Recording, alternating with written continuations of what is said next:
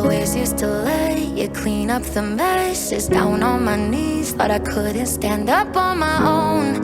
Turns out sometimes you're stronger alone. My name is Jarvis. I'm 34 years old. I was one of Jehovah's Witnesses, and I am shunned. All right, Jarvis. So how'd you come to be one of Jehovah's Witnesses in the first place? I was born into the religion. It started on my mother's side. I don't know much about how far back it goes. As far as I know, it just starts with my grandparents. My dad wasn't a witness. My dad wasn't born in America. My dad is actually Nigerian. He's from Lagos, Nigeria, and his parents were Muslim. So it started on my mom's side. Okay. So that's an interesting. So was your dad Muslim? Were you in a house where your parents were of different faiths? No, I don't. My dad came here. I don't think he practiced any faith, honestly. My dad got baptized when I was about 5 or 6. I can't remember the exact date. So for a while, it was just my mom going to the hall. I don't think my dad ever opposed my mom going. I just remember earlier stories of my mom saying that she would like sometimes leave the meeting crying because it was just me and my brother, and she had to deal with it by herself. So yeah, but I don't think my dad opposed her like going or anything like that. Gotcha. So you are born in, this is all you've ever known. When you think back as a little kid, can you think back to, what it meant to you, what the worldview was that it gave you? How did it kind of make you see yourself in the world around you as a little kid growing up in it? My worldview was very narrow. As a kid, I always felt just different, like an outsider. I never felt like I really fit in because of that. Well, yeah, because of that, I didn't fit in because I was a witness. Also, I was just like kind of a weirdo. So I was always like on the outside of things. Nothing wrong with that. A lot of us are little weirdos or whatever as kids. So, but I mean, it is tough when you're growing up a little witness kid, because it's just going to make you, as if you don't stand out enough, for whatever reason, then you throw in this thing where you can't celebrate holidays and things like that in school. And so that makes you stand out, or you can't stand for the Pledge of Allegiance or the anthem at school. So there's all kinds of ways. So how did it make you feel even more weird as a kid? Just because I never felt accepted. If that makes sense. I just always felt like I was on the outside of things. When we did holiday parties and things in school, I would have to either go to the library or something like that, or my parents would just like pull me out of school that day. So I always felt like I was never fully a part of things because I missed out on events like that. And kids would ask me why, and I would tell them it's because I'm a Jehovah's Witness, bitch. Other than that, I didn't tell kids that I was a witness. I only told them when they would ask like why I didn't celebrate holidays and stuff like that. So it wasn't something you were volunteering. It was something that, was it reactive? I almost never volunteered that information. They had to ask me for me to tell them. So why didn't you ever volunteer it? I was honestly always kind of embarrassed by it, I guess, as a little kid, just because I always felt like it came off as people saw it, witnesses as weird. So I just kept it to myself unless they asked. Yeah. Doesn't every kid just want to fit in? Right. No kid wants to be an outcast or feel ostracized or like the odd man out. It's not. Kids just want to fit in and have fun. They don't want to have to worry about the end of the world and looking weird to their peers. How did it make you, like, so a lot of people that I talk to remember certain things from when they were little. Maybe it was pictures from the Bible story book or some book that was studied or a talk or something, because there was a lot of fear around Armageddon and stuff. Did that impact you at all when you were a kid? Did it kind of give you a worldview where you were afraid that the world was going to end all the time, or were you just kind of like going along with it and just doing what you had to do? Like, did you take any of that on? Yeah. I feel like for the most part, I was just going along with it. The only book that kind of like scared me was those images in the Revelation book. Those kind of gave me nightmares from time to time. And those did give me like fear that like Armageddon was going to come anytime. Anytime it would like thunder or storm real hard, like I would get scared. So, but other than that, I really just like went along. It's yeah, thunder and things like that. I could see that. You know, what were the pictures? Do you anything stand out to you today? Any of the ones that do you remember any of them? It's just the one where I don't know. It's just comets or hails coming down from the sky, like destroying the city. People are like laying on the ground in fear. There's like a big crater in the middle of the ground. Those are the only specific images I can remember, like in my head. I just remember like, yeah, always being afraid of those. Well, I mean, it's not exactly. I don't think most kids are raised seeing images like that and being told, you know, that's real and it's going to happen any day now. So look out for it, right? Right. Yeah. That's not a normal way to grow up. Certainly not healthy. So looking at some of the aspects of your life when you were a little kid growing up. So let's start at home. So what was life like at home growing up as one of Jehovah's Witnesses? So you said your dad, I guess, became a witness when you were 5. Yeah. So I don't know, let's start there. Did you notice any kind of change? Or I don't know, you were really young, so I don't know what you can remember. Did you notice anything change or anything once your dad became a witness? Not really. And honestly, like thinking back on it, we kind of had like a semi-normal childhood. And I realize now it was probably because my dad was a newer witness. Like my dad let us play violent video games. My dad let us watch things you probably weren't supposed to watch. And I realize it's because he was a newer witness. So some of that stuff he himself was still doing. So my childhood was, for the most part, at least the younger age, it was pretty normal. Like my mom actually did let us play with neighborhood kids.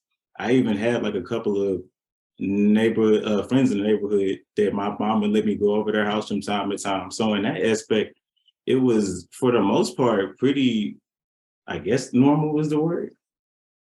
Sure. Yeah. More average, more things that, because most witness kids aren't allowed to have friends in the neighborhood. You're only allowed to have witness friends, or certainly, goodness, I can't remember. There was like, there was a Nintendo game when I was a kid. I think it was called Bad Dudes or something like that.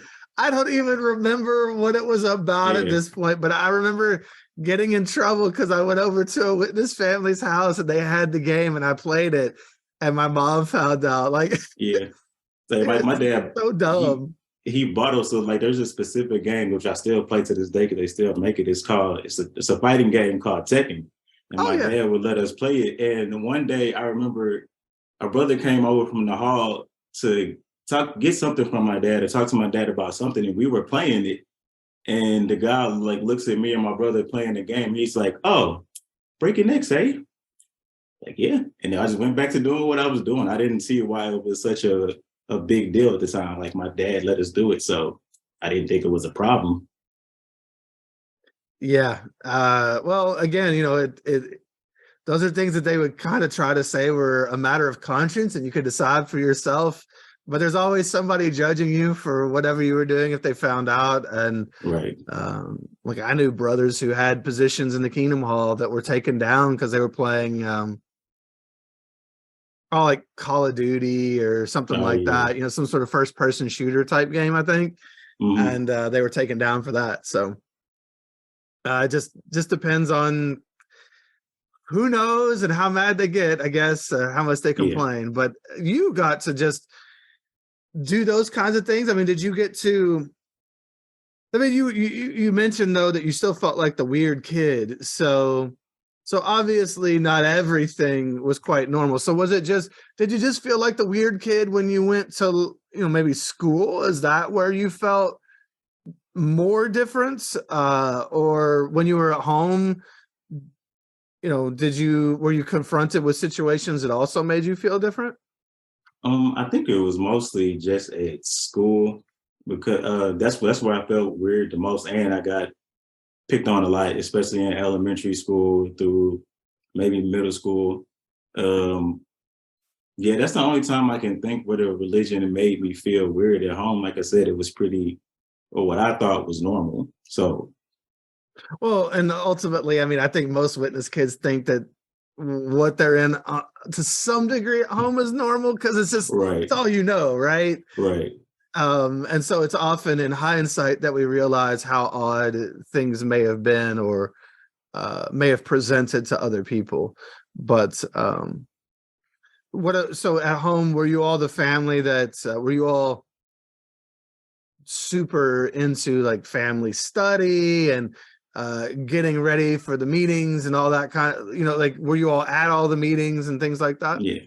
We were at all the meetings and we did service regularly, but like family studies were something that we didn't do a lot, and to the point where when we did try to do them, it always felt like forced and weird. It never felt natural. That's why I hated it so much. Like me and my brother wouldn't be paying attention, so my dad would end up like getting mad at us and fussing, and it just always felt weird whenever we tried to do family study. But other than that, like they were always regular to the meetings and regular out and service and stuff like that. I wonder how many people had a family study where somebody wasn't getting in trouble. It's Yeah, just, it seemed like everybody I talked to when there was a family study, it was just either time to lecture the kids or yeah, about how bad they were, or just yeah, there's, just the dad didn't want to do it and was yeah. mad that he had to be there Right, and then took it out on every. It just seemed like right. it was kind of awful for a lot of people. Yeah. And again, thinking back to it now, like it's probably again because my dad was a newer witness, so it was all new to him, which I didn't realize until like thinking back on it. Like that's probably why it was so awkward. He wasn't used to doing that kind of stuff either. Sure. Yeah. Sure and I mean, let's face it, he probably didn't want to be there doing that. I don't think my dad wanted to either. Yeah, There's other things to do. You're at home. You don't want to feel obligated to sit right, down and do what? Like study the watchtower the day before you're going to go study the watchtower at the meeting right, anyway. Why do it twice? right. It just always felt it just always felt so forced. Like it Yeah. didn't feel natural. Like or like loving how they make it seem like at the hall at the meetings. It never felt like that to me. So let's talk about that. So at the Kingdom Hall and such, so you said you all were at all the meetings, and you went out in service. So were you all a family? So I don't know. I guess I'm glitching a little bit because I don't remember when the schedules were changed for the meetings. Like when I was a kid, you Oh, went to like the book study for an hour on Tuesday, you went to the service meeting in school on Thursday yeah, for 2 hours, yeah, and then you went 2 hours on Sunday to the public meeting in Watchtower. And then we go out in service Saturday yeah, morning and then also Sunday after the meeting. yeah. Like, what was it like for you guys? It was like that for us too. I don't think they switched the meetings until I was in my early teen years because Okay. we went to somebody's house for Bible study, then we went to the Thursday meeting. So they did all that. They did Saturday mornings. We didn't go out Sundays after the hall, I don't think. But for the most part, all the other normal stuff, we did all of that. So Well, you're I did it. Now go ahead. basically talking like 4 days a week. Yeah, yeah. Which I mean, I guess I didn't have a problem with the meetings at the time, but even as a kid, I remember I did not like going out in service. I didn't like going up to strangers' doors early in the morning. And I was always afraid that I was going to run into somebody I know at school. And once I did. How mortifying was that? I was terrified. Like I didn't even speak. I don't know the brother I was with, but I let him speak. I just stood back hoping they didn't see me. They saw me. But fortunately they didn't mention anything about it at school. So it was all good. Oh, that's nice. Because yeah, it is hard when you're a kid and you're trying to lay low and be invisible, and you're out being forced to knock on strangers' doors to preach. And then you run across somebody you go to school with. That's a rough day. Well, it's a rough morning.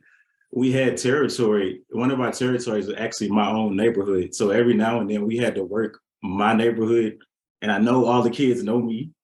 So yeah, those were what felt like the longer days of field service when I had to work my own neighborhood. Do you think your parents got that territory on purpose in any way to push you to witness or to let people know that you were one? Or do you think they just got it because it was convenient and easy to go out in service when you could go like right out your front door and be in your territory? No, I don't think they did it for that reason, because whenever we would work that neighborhood, we were with like our group. So we would meet with our field service group, and the field service conductor, he's the one who grabbed the territory and we went there. So we didn't do it. Right. We didn't do it that much, but like every now and then we would end up working like my own neighborhood. Gotcha. And when you say we, I guess I did forget to ask, or just so like, who is we? It's mom, dad, Jarvis, and do you have any siblings? Yeah, I have an older brother. He's 3 years older than me. And I have a younger sister. She wasn't born then. We're 15 years apart. So she wasn't in the picture yet. So during that time period, it was just the four of us. Gotcha. So did you have any friends at the Kingdom Hall? Did you feel like you fit in there? As a kid, no. I was never the kid who, well, even as an adult, I was never the kid who had like a lot of friends. I've always been like socially anxious and awkward. So pretty much my friends or the people I were around was whoever my brother was around. Other than that, I didn't really have like my own friends until I got older. Okay. So so you're not really, it doesn't sound like, did you feel it on any level? Was there anything you enjoyed about the meetings at all? Like, did you enjoy any of the older folks around? Did you enjoy, I don't know, were you expected to comment or give talks or any of that kind of stuff too? Yeah, I was expected to do all those things. Didn't like any of them. The only thing that I did like were there were specific sisters. Because we went to a double hall, and there was a sister in my hall and one in the hall across from us who always gave us candy after the meetings. So those were really the only things that I look forward to when going to the meeting. Because I'm so like socially anxious, I didn't like commenting. I didn't really like giving talk. I think the only reason that I joined the school was because my brother did, and I saw how much praise my parents gave my brother for doing it. And also my aunt like bought my brother like a soy truck after he gave his first talk. And I was like, oh, well, I want that too. So those are like kind of the reasons that I joined the school. Wow. It's sad that, that's what praise is wrapped up in. You want a toy truck? Here, stand up in front of 100 strangers and give a talk on the Bible or whatever. It's just, as a little kid. How old were you when you joined? Do you know? I don't remember the exact age. I might have been around 10. I just know I remember like for my age, apparently I was older than most when they joined the school because I didn't like public speaking. So I put it off as long as I could. So, but yeah, I think I was around 10 years old when I joined. It's really hard to be an introvert or to have social anxiety as Yeah, one of Jehovah's Witnesses, isn't it? It's not allowed, like it's not yeah, acceptable. yeah. It's almost impossible as a witness. Like, you have to interact with people on a daily basis, which is one of the things that made it like hard for me to be a witness, or to, I guess, to prosper in a religion, because I was so introverted. Do you ever what was it like when you had a talk? You know, so you're it's Thursday or whatever day your school was on, and you're gonna have to give a talk, and you've got it all prepared. What's it like before that talk for you? Nerve-wracking. I would be anxious and nervous the whole day. Like, literally, when I would be getting my suit out for the meeting, I would feel like I'm getting my suit ready for a funeral. That's how that's how Ooh, nervous I wow. was. Like, I would, yeah. Everything up to that, it would always just be the longest day ever. Like, from the time I woke up to the time I actually had to give like my Bible reading or talk. Yeah, that's something that I like that funeral thing. It's like, oh, Yeah. I'm going to my own funeral, you know. But I mean, I knew I knew people who well, actually I knew adults who sometimes would have a little bit to drink before they got up on stage. I knew of people, even grown people, who would go throw up in the bathroom before they had a talk because they were just so nervous. They felt just sick. And it's yeah, it's not. I mean, most kids in school, in like real school, not the theocratic ministry school, but in regular school, you know, kids, if you have an assignment or a project to get in front of the class, it's terrifying for a lot of kids to do that. Public speaking is one of those things that's one of the most feared things or most anxiety inducing things in a human being's life. And then now you're made to do it on a subject that you may or may not care about, and have to stand up in front of all those people. And you know you're going to be judged and counseled by the school overseer afterward. Right. It's intimidating. Yeah. I think that's one of the main reasons I never wanted to like be a ministerial servant or an elder, because I knew it would involve me doing even more of that on a regular basis. And it was already nerve-wracking for me. Like, when I would get I don't know what they're called now. I guess where you had to like actually write out a talk and like give an opening and a closing and all that. Oh, you talking about a number 4 talk? So there was the Yeah, Bible reading where you just read the right. Bible, but the number 4 was one where you just had like the theme or the title, and then you had to come up Yeah. with the whole thing. Yeah, like this is where me and my brother were vastly different. Like, me, when I got one of those assignments, from the moment I got it, I would start on it and work on it all the way up until it was time for me to give it. While my brother would literally wait till like the day before and write his out. And his would be like 10 times better than mine.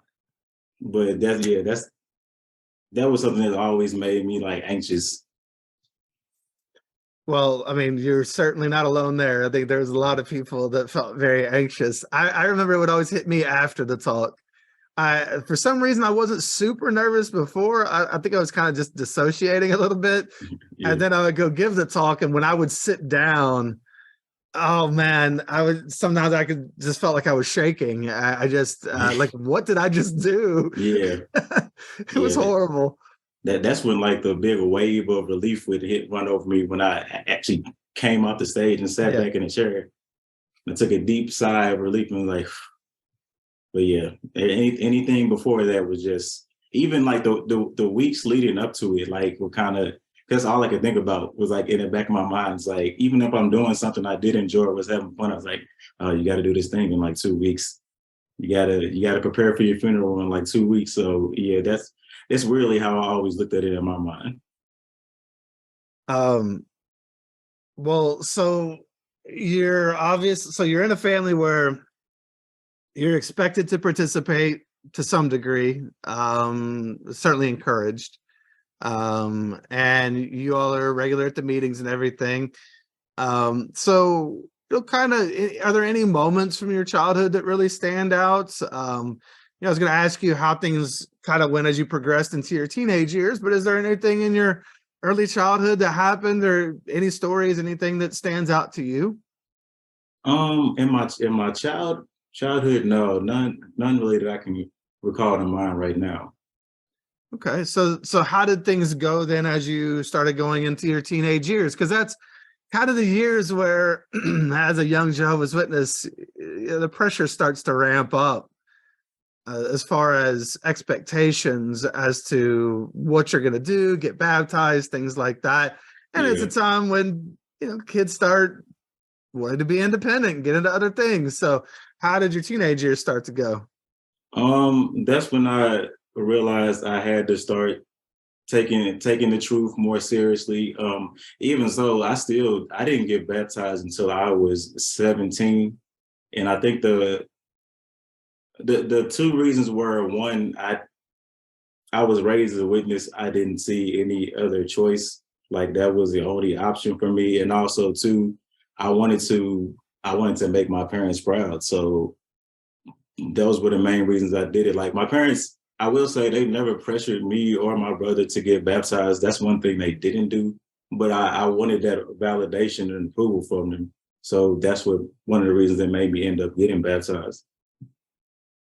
Well, yeah, you again talk about one of the few times you receive praise as a witness kid. A lot of times it's getting baptized is the biggest moment of your life to them. That's Yeah. everything, that you signifying that you have dedicated yourself and you're going to be one of Jehovah's Witnesses forever.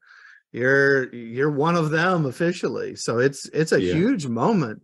And even if your parents don't pressure you, do you feel any pressure from the organization, or Oh, just of from course. the Yeah. words that are said at the meetings? Yeah, from the stuff they said at their meetings, and also more culturally, I just remember the way they would talk about people who were in the congregation who weren't baptized, and how they like looked down on those people. And I didn't want to be one of those people. So that's another thing that drove me to get baptized. Yeah, it's you already feel like a weirdo to some degree. You certainly don't want to be that forever. Like, this is your one chance to really fit in and be praised and accepted Right. into this group. Um, Anything happen between, in your teenage years leading up to that baptism at 17? 16, people sometimes start getting jobs or things like that. Was there much that went on for you as a teenager? Oh yeah, I started working. I got my first job at 15 at Chick-fil-A. So I would work there like some days after school and on the weekends. That's when I also started, I don't want to say I don't want to say living a double life, but I started to, I guess, form my own personality. Like I started to try to be more like what they would call worldly kids, like in the way that I dressed. Um, I started getting more into music and stuff like that. And that's when I felt like I wanted to be more normal, more like other kids. And that's why in high school, I really didn't tell people I was a witness at all. Like they literally would have to ask me, or when people found out, they would be surprised I was a witness, which I guess is kind of a bad thing, because I just never came off as somebody who was a witness. Well, were they surprised because you behaved in a way that was not witness like, or were they surprised because it's just kind of like, oh wow, you're one of those people, you know? Probably a little bit of both. I mean, I wasn't bad, but I cursed and stuff like that. Oh yeah. Yeah, I listened to rap music, stuff that everybody else did. So I guess they didn't know much about the religion, or the stuff they had heard about the religion. They wouldn't believe that I was one. So I guess that's why they had trouble believing I was one. I understand that. Did you have a lot of other witnesses in your class or in your school? Were there other witnesses around? Um, in my school, Honestly, I can't remember any other. There may have been like one or two, but we weren't close. I didn't really talk to them at all. In my congregation, I had actually no. That was when I was a little older. I think I was out of school by then when I met like two people who became like my close friends. So yeah, as far as I can remember, it was mainly just me in high school. Did you go, were you living in a city at the time? Was it like a big school or?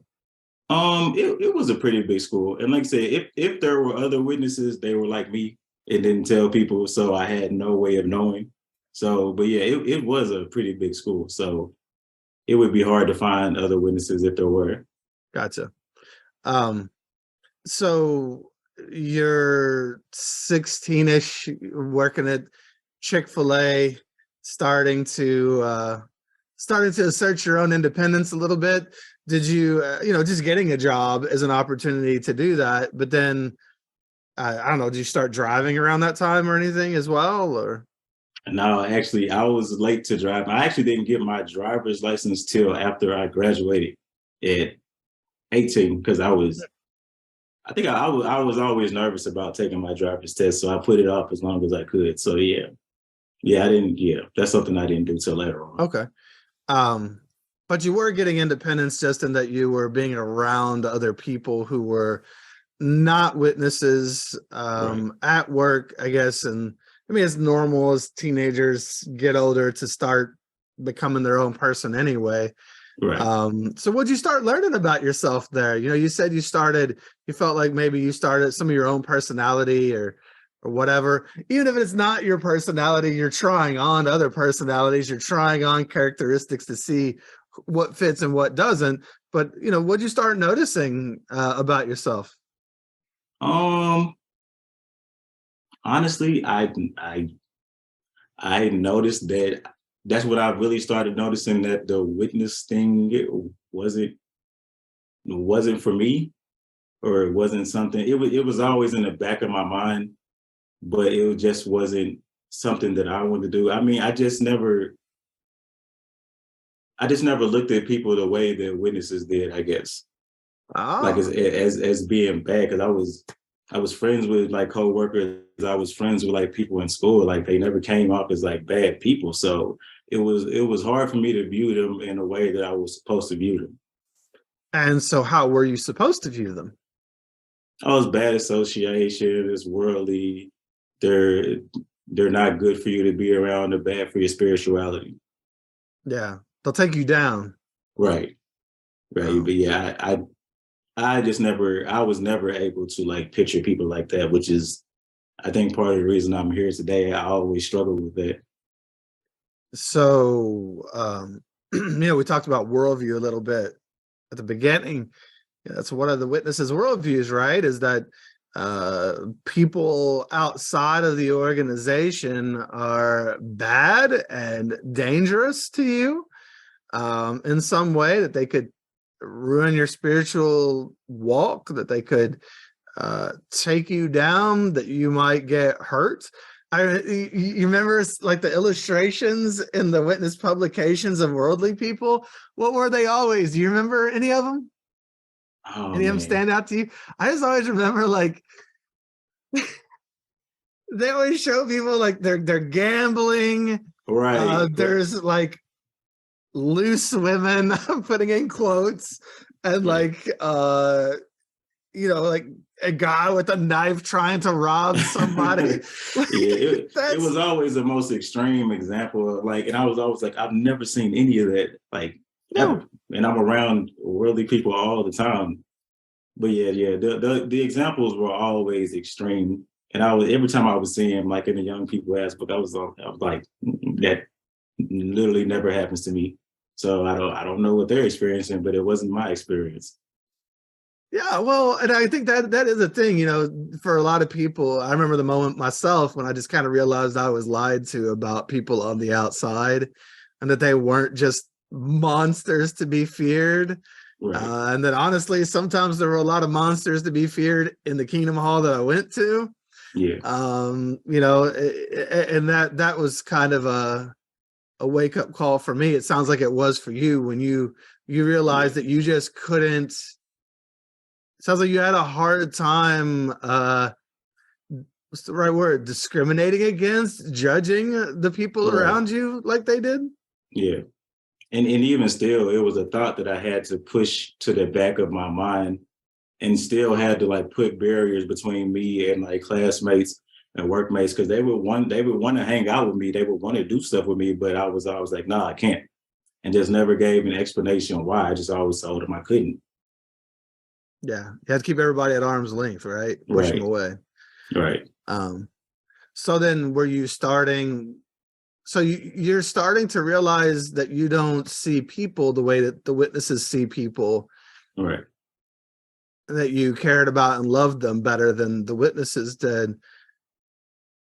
Was there anything about the beliefs or anything that was starting to stand out to you then?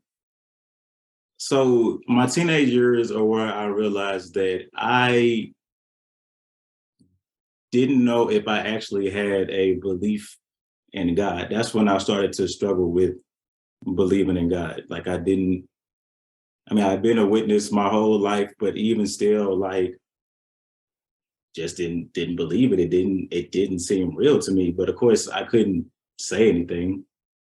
That's the one thing you can't do as a witness, is say that you don't believe in God, because the whole basis of the religion. So, yeah. And even if you do, people often won't believe you. Right. You know, well, you know better than that. Right. No, actually. That's one of the things that my cousin said to me, like after I left. She's like, I don't believe that you believe that. And I was like, how you gonna tell me what I believe? I'm pretty sure I do. Just because, like, why wouldn't you say anything? And it's always weird, like, well, how do you not get why I wouldn't say anything? Like, do you know the religion we were raised in? How could I? So yeah, that's one thing I started to realize when I was a teenager, that I struggled with that belief in God, and it only got worse, I'll say, the older I got. Well, so there's an openness among someone who's at least willing to question those things, and Right. Some amount of being closed to someone who says, no, you don't believe that way. Like, how can you do that? You're closed off to the option that other people might think differently than you. Like while I don't believe, I understand that other people do. And I understand that there are ways that they get there. It's not for me. I disagree, but that's okay. We don't have to agree. I just still respect people. But it's pretty hard for somebody to say, no, they're telling you what you believe literally. that's pretty mind-blowing, but it's what witnesses do. So you're struggling then with the concept of God. You're struggling with seeing people outside of the witnesses in the way they want you to see them. But then, and you're around 16 when you're on that path, or in your teenage years, but then you got baptized at 17. Right. So how was that for you? You know, you've got doubts, you've got things that you're struggling with, but you followed through with baptism. Were you hoping that baptism would take away some of the doubts, or were you just compartmentalizing things as best you could? I was hoping it would take away like the doubts I had. I was literally hoping that I would come out the water a different person, and things would change for me, because I thought that was the one thing that was going to change my viewpoint, is when I got baptized. But of course it didn't. I don't know. I didn't feel any different when I came out of the water. I felt good, because I was getting a lot of praise from people the whole day. I was getting praise from my parents, but I honestly didn't feel any different than before. Yeah, they kind of paint it out like, you're gonna Yeah, come out of the water and the spirit will come down yeah, upon you like a dove or yeah, whatever. It's just they paint it pretty yeah, magically. Like your life is forever changed after this yeah. moment. It is changed, but Right, it's not necessarily in a positive right. way. I think they even I don't they asked the question like, have you? One of the questions is like, have you repented of all your sins? Like, I don't know. Somebody told me like you're supposed to like pray like the Oh, night so yeah, before you're. you're supposed to dedicate yourself in prayer to Jehovah and to Yeah, dedicate your yeah, your life and your heart to him forever before yeah, you take this step. yeah. I didn't do that. And when he asked it, I forgot that part. I was like, when can I still do this? I said yeah, but I was like, I didn't do that. Yeah, I don't remember how it went for me. I do remember Yeah, being asked that and being like, "Oh," uh, and so I just kind of was like, in my head, like, yeah, uh, "Oh Jehovah, right. I hereby dedicate myself to you in prayer. Yeah, In Jesus' name yeah, we pray, amen." Like, I don't know. What do you yeah. do? Because I think, yeah, so I got baptized with like two other people I knew, and I think when they asked, I leaned over and I was like, "We were supposed to do that?" It was like, because I didn't. So I was like, "Oh, my bad." I mean, I still carried on with it anyway. But yeah, I didn't. I think I said like a little prayer to myself in my head after they said that. But like, yeah, that was the But only yeah, time I did it. it feels, especially if you're struggling with the concepts of God to some degree, it's like, Yeah, I might as well have been talking to that lamp behind me. Like it felt like I was just going through the motions and doing something that I right, knew I had to do. I was taking the next step. This is what I was told I had to do. So right, I did it, but I didn't connect any more than I connect to that lamp back there. Only I can see that lamp back there and I can right, touch that lamp back there and feel the heat from right. that lamp back there. But yeah, I just couldn't connect to it either. So I Yeah, understand it's kind of tough. Uh, and I mean that's like your dedication. That's what the whole thing is about. right. That's one of the most prominent parts of it is that you're supposed to do that. But for a lot of us, it was just the next steps that you take. Yeah, I was definitely just going through the motions, like just doing what I saw everybody else do. Well, yeah, and you're told it's the quote right thing to do. Right. Because like, yeah, like I said, like for me, I didn't see any other option. That's why, like even after I left, my dad asked me like, why did you get baptized? And I told him like I didn't see any other choice. Like that's the only option I was given. Like I told my dad, like you at least got to choose. Like, because my dad wasn't raised in it. Because my dad made the comment that, oh, we witness kids who are born in it don't know how good they have because they don't have to be out there in the world. And I was like, no, it's the exact different. Like you at least got to choose for yourself that you wanted this. Like from the moment I was born, I was told that this is the only thing, this is the right thing to do. So I always felt like that choice was taken away from me, which is Hmm. what I told him.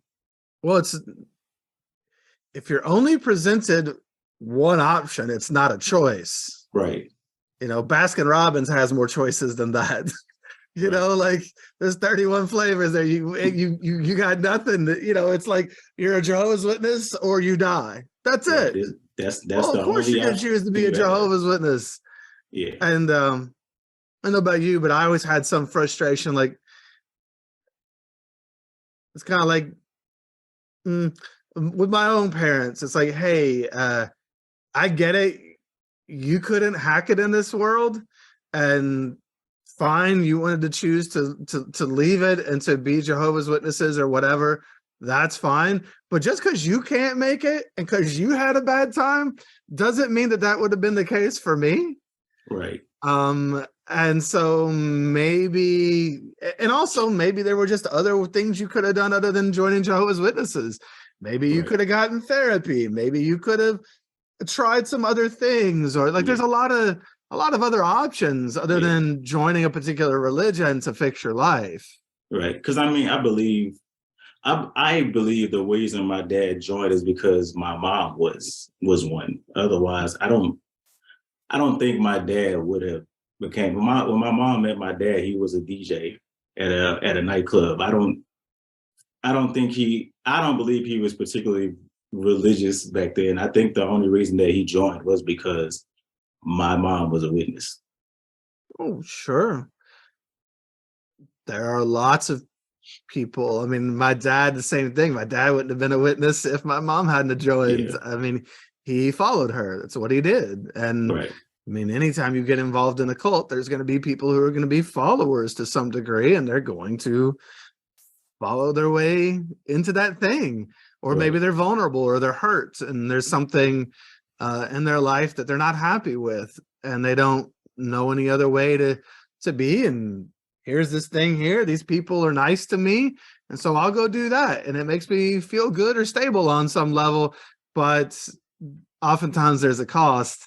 And I don't know about you, but I always struggled with my parents never had to go to school and be weird, as far as not in the way that I had to be weird. Yeah. They didn't have to take the stand that they were making me take on a daily basis. Yeah. It was hard. It was hard as a kid to take that Right. stand and to do those things. Right.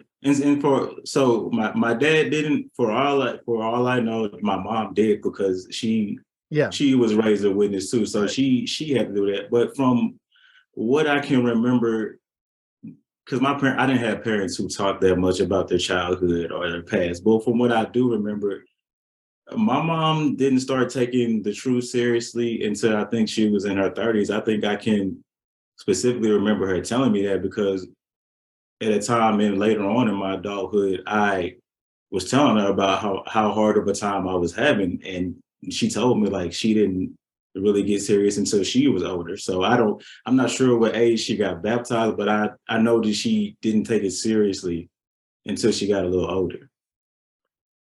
Sure, life isn't always easy, and life can be hard. And there are many things we can do. Doesn't mean that the answer is going back to that thing that we once knew or were taught. And I don't know. My parents never talked much about their childhoods either. I think sometimes people don't talk about their childhoods a lot when they're not super great. And that those traumas and the things that happen to people create the vulnerabilities that later lead them to this thing that promises them absolute certainty in a lot of ways, and gives them hope. They're looking for hope, but just because it's a hope doesn't mean it's true on any level. And obviously it has a lot of negative repercussions, as we'll talk about. I mean, your parents are missing a child now, right? And so of their own volition, of their own choosing. So you go down this path. You get baptized. I know you didn't, nothing magical happened in the moment, but afterward, did things change for you in any way? Like, were there more expectations of you in the congregation? I don't know, just what changed for you after that point? Almost immediately after I got baptized, they started giving me privileges in the congregation. Like, I would do sound, I would do microphones, stuff like that. I will say that I gave it an honest try. I may have had like my doubts, but I at least tried. I tried to study more. I tried to make myself believe, I guess. I really tried to give it all that I had for a while. Well, yeah. Who's trying harder? The person that just, attaches immediately and just falls down a path, or the person who is literally having to go against the grain of who they are and how they see things to try to fit in and to try to be this thing? Like, you were putting in, that's why it's frustrating sometimes when people say, well, you never really tried. How do you know how much I tried? It's like, I tried so hard. I put all this into something that I didn't even believe on levels. That's a lot of effort. Yeah. It would lead me to get frustrated at myself, because I couldn't understand like why something that seemed to be so easy for everybody around me was so hard for me. Like what was I doing wrong? Why couldn't I make that same connection with God that everybody else was? So it came to the point where I was just blaming myself for everything because I couldn't get it right. I couldn't find that feeling. It's always your fault, Jarvis. That's how it works. That's how we control people. It's always your fault. There's something wrong with you. Same here. I felt the same way. You know, what's wrong with me that I can't connect to this thing? Like my mom would go into a room and pray for 3 hours or something, and I was like, I just like I can't do that. I don't understand that. I don't get how you connect to anything like that for 3 hours. I don't understand. Yeah. And not for a lack of trying, I would pray. And a lot of times I prayed out of force of habit, like before eating or before bed. But even if I had issues, they tell you to go to Jehovah in prayer, I would do that. And I never really felt, like I said, that connection. And there were times where because I didn't mention at 12, I was diagnosed with ADHD. When I was 16 or 17, I can't remember really, I was diagnosed with clinical depression. So there were times when I was really down, like, and I needed to feel that, and I just couldn't. And that's something that is even frustrated me more because it made me feel like, again, I was doing something wrong, and that's why God wasn't talking back to me. Sure. I mean, talk about fuel for depression. I mean, first of all, ADHD and depression go hand in hand. Yeah. Oftentimes they're cousins, like ADHD and anxiety. Yeah. But the fact, and there are a lot of ex-Jehovah's Witnesses that fall into the ADHD category. There's also a lot of trauma that overlaps, but it's tough when you're already down and you're told to pray about it. And then you hear other people talking about how, I don't know, like I prayed and got a parking spot. I prayed and Jehovah answered my prayers, and like, you know, this job fell in my lap or whatever. And you're like, I'm praying to want to stay alive or to be here or to feel anything. And throw me a bone. It was very frustrating, and it caused me to get down on myself a lot because I always, and it's something that still affects me today. Like I always feel like I'm doing something wrong, even when I'm not particularly doing something wrong. I just feel that way. Like I blame myself a lot. Well, yeah, and again, we were taught to everything is our fault. That's part of the gaslighting of Jehovah's Witnesses, is that there's something wrong with you. You can't trust you. You have to trust them. You're faulty.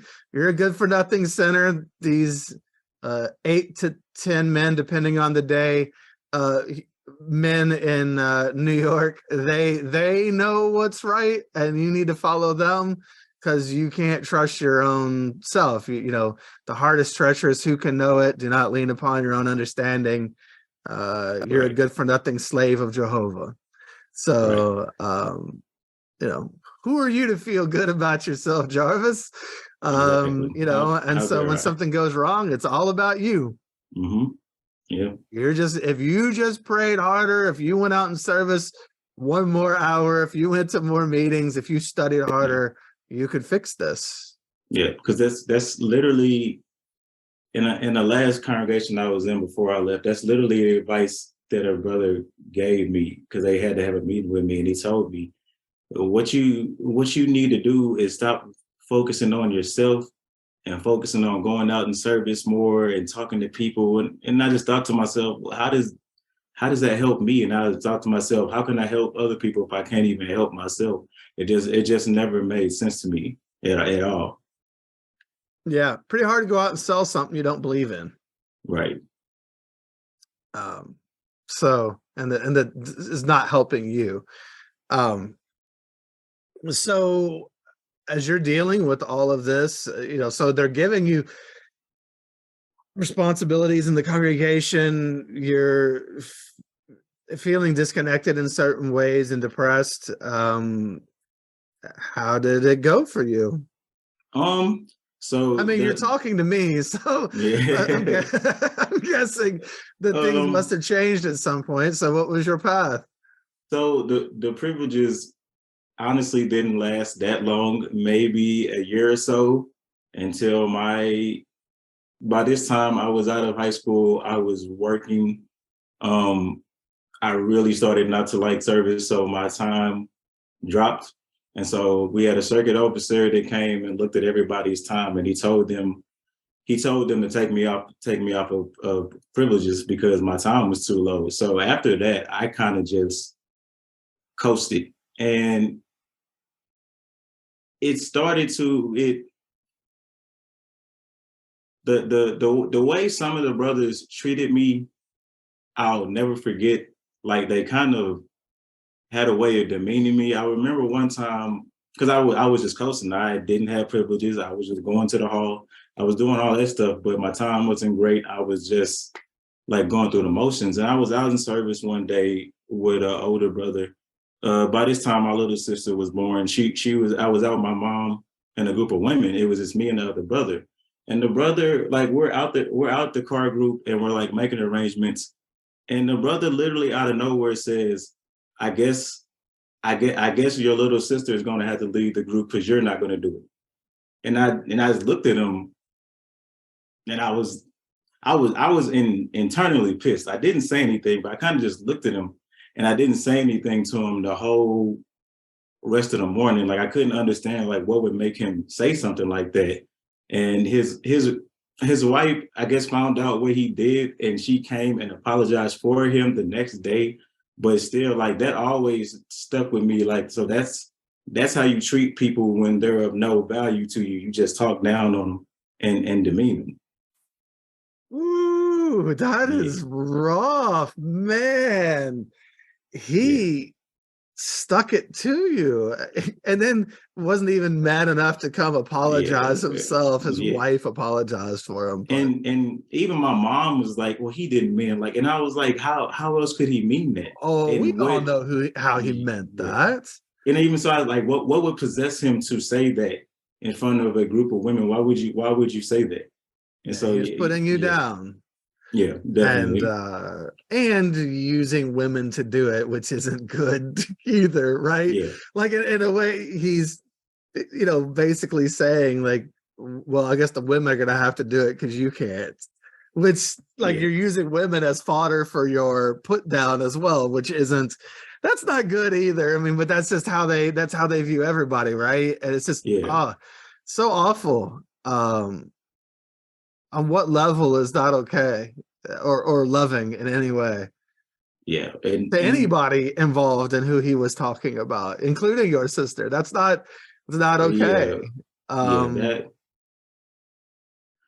yeah, that was yeah, Man, and then just for anyone who's listening who doesn't understand what you're talking about, I'm just going to clarify one thing. So when Jarvis is talking about turning his time and how the circuit overseer, a traveling brother who comes around from congregation to congregation, was looking at his time. So just for the uninitiated, yes, Jehovah's Witnesses have to count how many hours they go out knocking on doors, how many magazines they leave with people, how many times they go back to people that they've met before. And they have to actually literally report this to the congregation, and they are followed month by month and judged by how much they engage in this formal ministry work. So, it's like your monthly report card forever trying to prove yourself worthy to Jehovah's Witnesses. So just for anybody, because I know not everybody is going to understand that reference. right, But so the circuit overseer came and said, oh, your time is too low. In other words, you're not performing up to the standards that I would like to see you at. So therefore, I'm going to try to knock you down and judge you, and we're going to treat you bad right, right, as a motivation. So our right, motivation is to shame you and make you feel bad. Again, part of the gaslighting, to make you fall into line. right. But that type of thing works the opposite on me. So when they did that, I just for a long time, stopped trying. And not too long after that is when I had my first, I don't know what to call it. I guess a realization that I didn't want to do it anymore. I just remember I was on night shift. I was working overnights and there was not a lot of people there.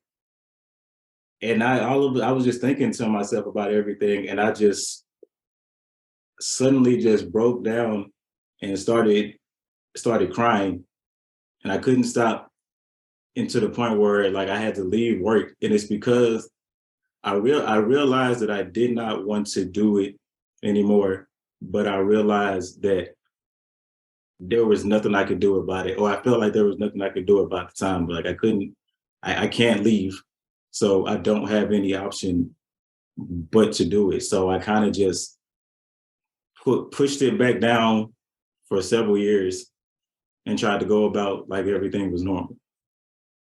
Yeah, that's tough to feel like you're stuck. There's no way out. When you said that you felt like you couldn't leave, why couldn't you leave? Because again, when you're raised in that religion, you don't see any other. That's your whole life is that religion. You're not taught that there is any other option. From the moment you're born, you're told this is right. This is the only truth there is. There's nothing else. So I didn't see any other way out of it. Like I just felt like I was stuck. So stuck in something that's absolutely true, but that you don't really believe. Right. That's tough. Yeah. And at that time, it didn't need, because I still had, it didn't even matter if it was true or not to me. I just knew that it wasn't right for my life, and it's not what I wanted for my life. But I just felt like I couldn't do anything about it. So I had to just keep going on and keep doing it. Was the consequence of shunning part of that decision-making process as well, or something that made you feel really stuck? Like, I know that if I leave this, there's huge consequences to pay. The consequence of shunning was always the main thing that kept me in the religion, because my whole friend group, my whole social circle, they were all witnesses. It's all I had. And I knew that if I left, I was going to lose all of that. And I didn't believe that I was strong enough to make it outside of the religion on my own. So that's another reason that caused me to feel stuck. Like I didn't have any other option, because I know I couldn't deal with the weight of being shunned. Well, yeah. I mean, how many people, if told that if you change your opinion on something or see something differently, every person that you know, your family included, is all basically going to completely go away as though they're dead. So they're all going to die basically if you make this decision. Like that's really tough. I mean, the reality is that you become dead to them, Right. but that's a really, I mean, talk about weaponizing of relationships and extorting people emotionally to make them follow a path. If you change your mind, we will all abandon you. That is, again, gaslighting. And again, just, it's so emotionally damaging to have them hold that over your head. And obviously you weren't happy. You were really struggling. So you just, put your head down and keep going? I kept going for several years. There was almost a 5-year period between that event and when I actually left. It may have been a little longer. So I carried on like normal. Eventually, because I was always in the same congregation as my parents. So it got to a point where my parents moved further out and they were switching congregations. So I ended up, because I wasn't even living in the area anymore, so I was going to a hall that was further away from me anyway. So I ended up going to a closer hall where my brother actually was, my brother and his wife were going. And I felt like maybe if I changed my surroundings, maybe a fresh start would be better. So I ended up going to another hall. How many people do that? You know, I think a lot of people do that. I know I did. I tried several halls. I was like, man, I can't connect to this anymore. There's got to be, and again, there's got to be something wrong with me. So I'm just trying to find some place that I can vibe with, or that I can feel at home in, or feel a connection to. It was tough. So when you went to your brother's hall, did that perk you up for a minute? Was there anything there that was good for a minute? Get love bombed at least? Allow me to break in here for a second. This channel is made possible by you, the listener. If you appreciate what we're doing here, please consider supporting at patreon.com/shunned, or leave a review on iTunes or other platforms. Like and subscribe. All those things help the channel. If you're looking for merch, you can go get some Shunned swag from the shunnedpodcast.com website, or reach out there to be on the show. If you're looking for more ex-Jehovah's Witness content, I'll recommend my first podcast called This JW Life. You can find that on podcast apps as well as YouTube.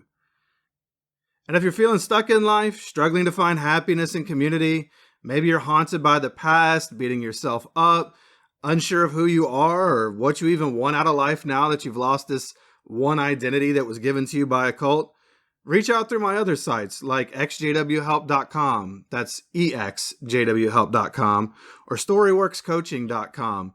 And let's see about working together to help you find a life that fits you and who you are, maybe for the first time ever. And now, back to our guest. Definitely got love bombed. I would say it was vastly different. For one, I grew up in a mostly Black hall. I moved to an area further out where most of the people were not. They were white, which they were all friendly people. There were a lot of people in my hall who were, I guess I'll say, eccentric. They were different. As a matter of fact, the first night I went to my brother's hall, and somebody you had on the podcast before told the story, because we went to the same hall. I guess somebody like left during the meeting, like a boy left during the meeting and went missing, and everybody was just running out. There was a big commotion. Everybody was like looking out, leaving the hall, like looking for him. And I was just looking around like, what's going on?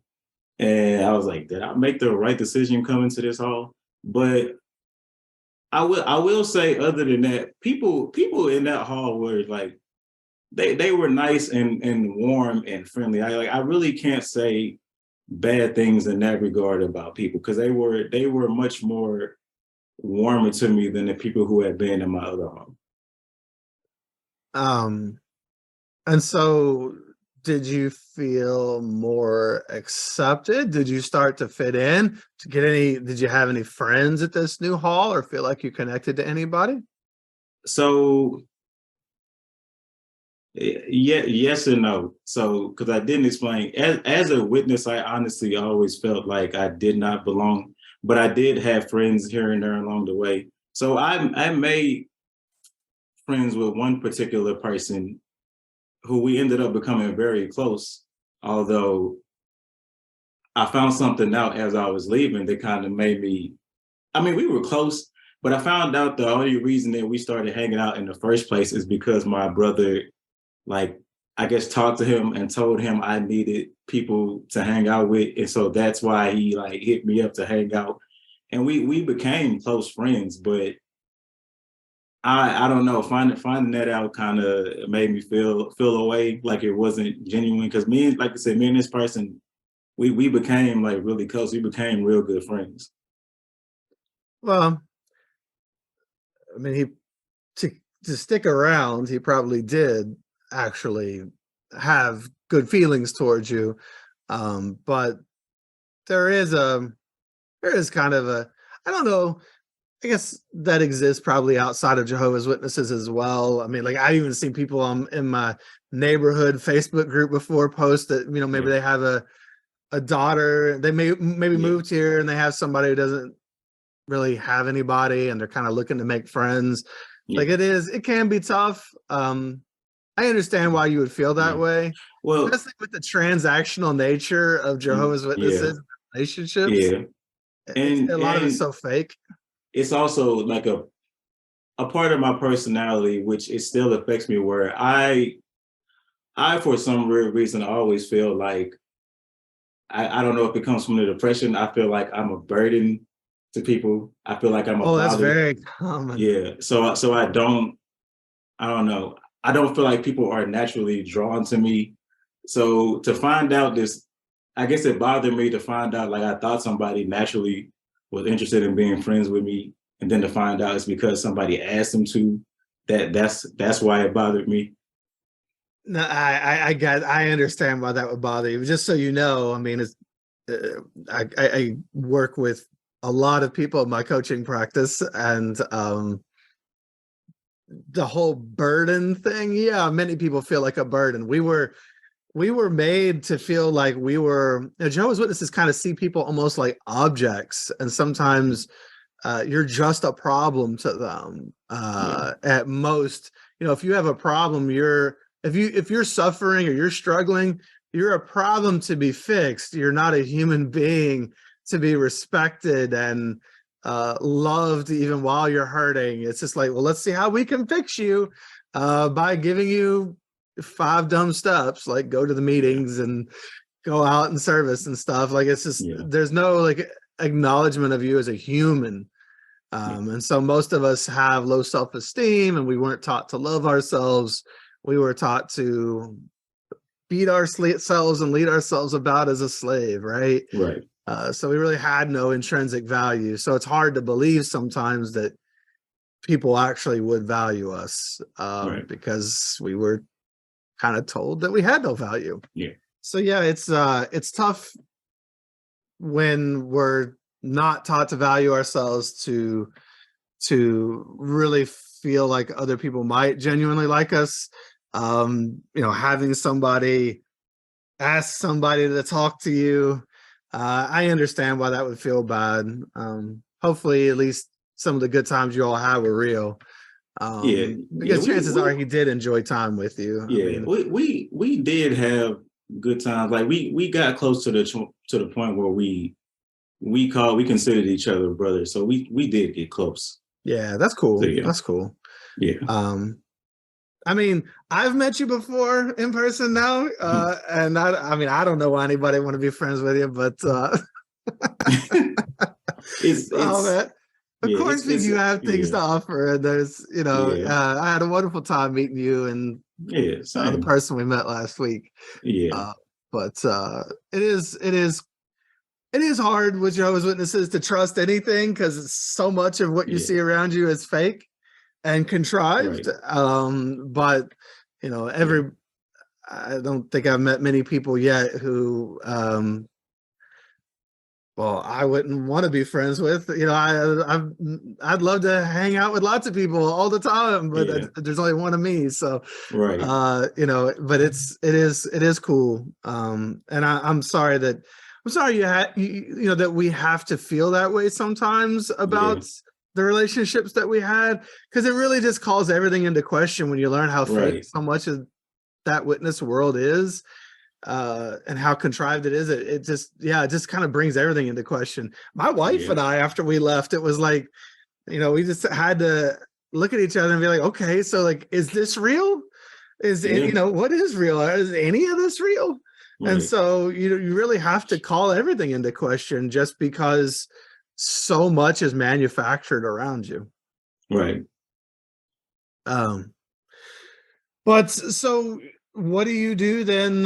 So you're at this new congregation, and you have a good time, at least with this one person, or you're starting to maybe make a friend. I don't know what. Things were honestly, they were good for a while. I would say, like I was actually trying. I was going to, because I'm introverted, so I'm usually to myself. I was going to social gatherings. I was making an effort to be outgoing. I even ended up getting my privileges back, which which which made me happy for a while. My parents were proud of me. But then shortly after that is when I had the realization that I was doing it. I wasn't doing this for myself.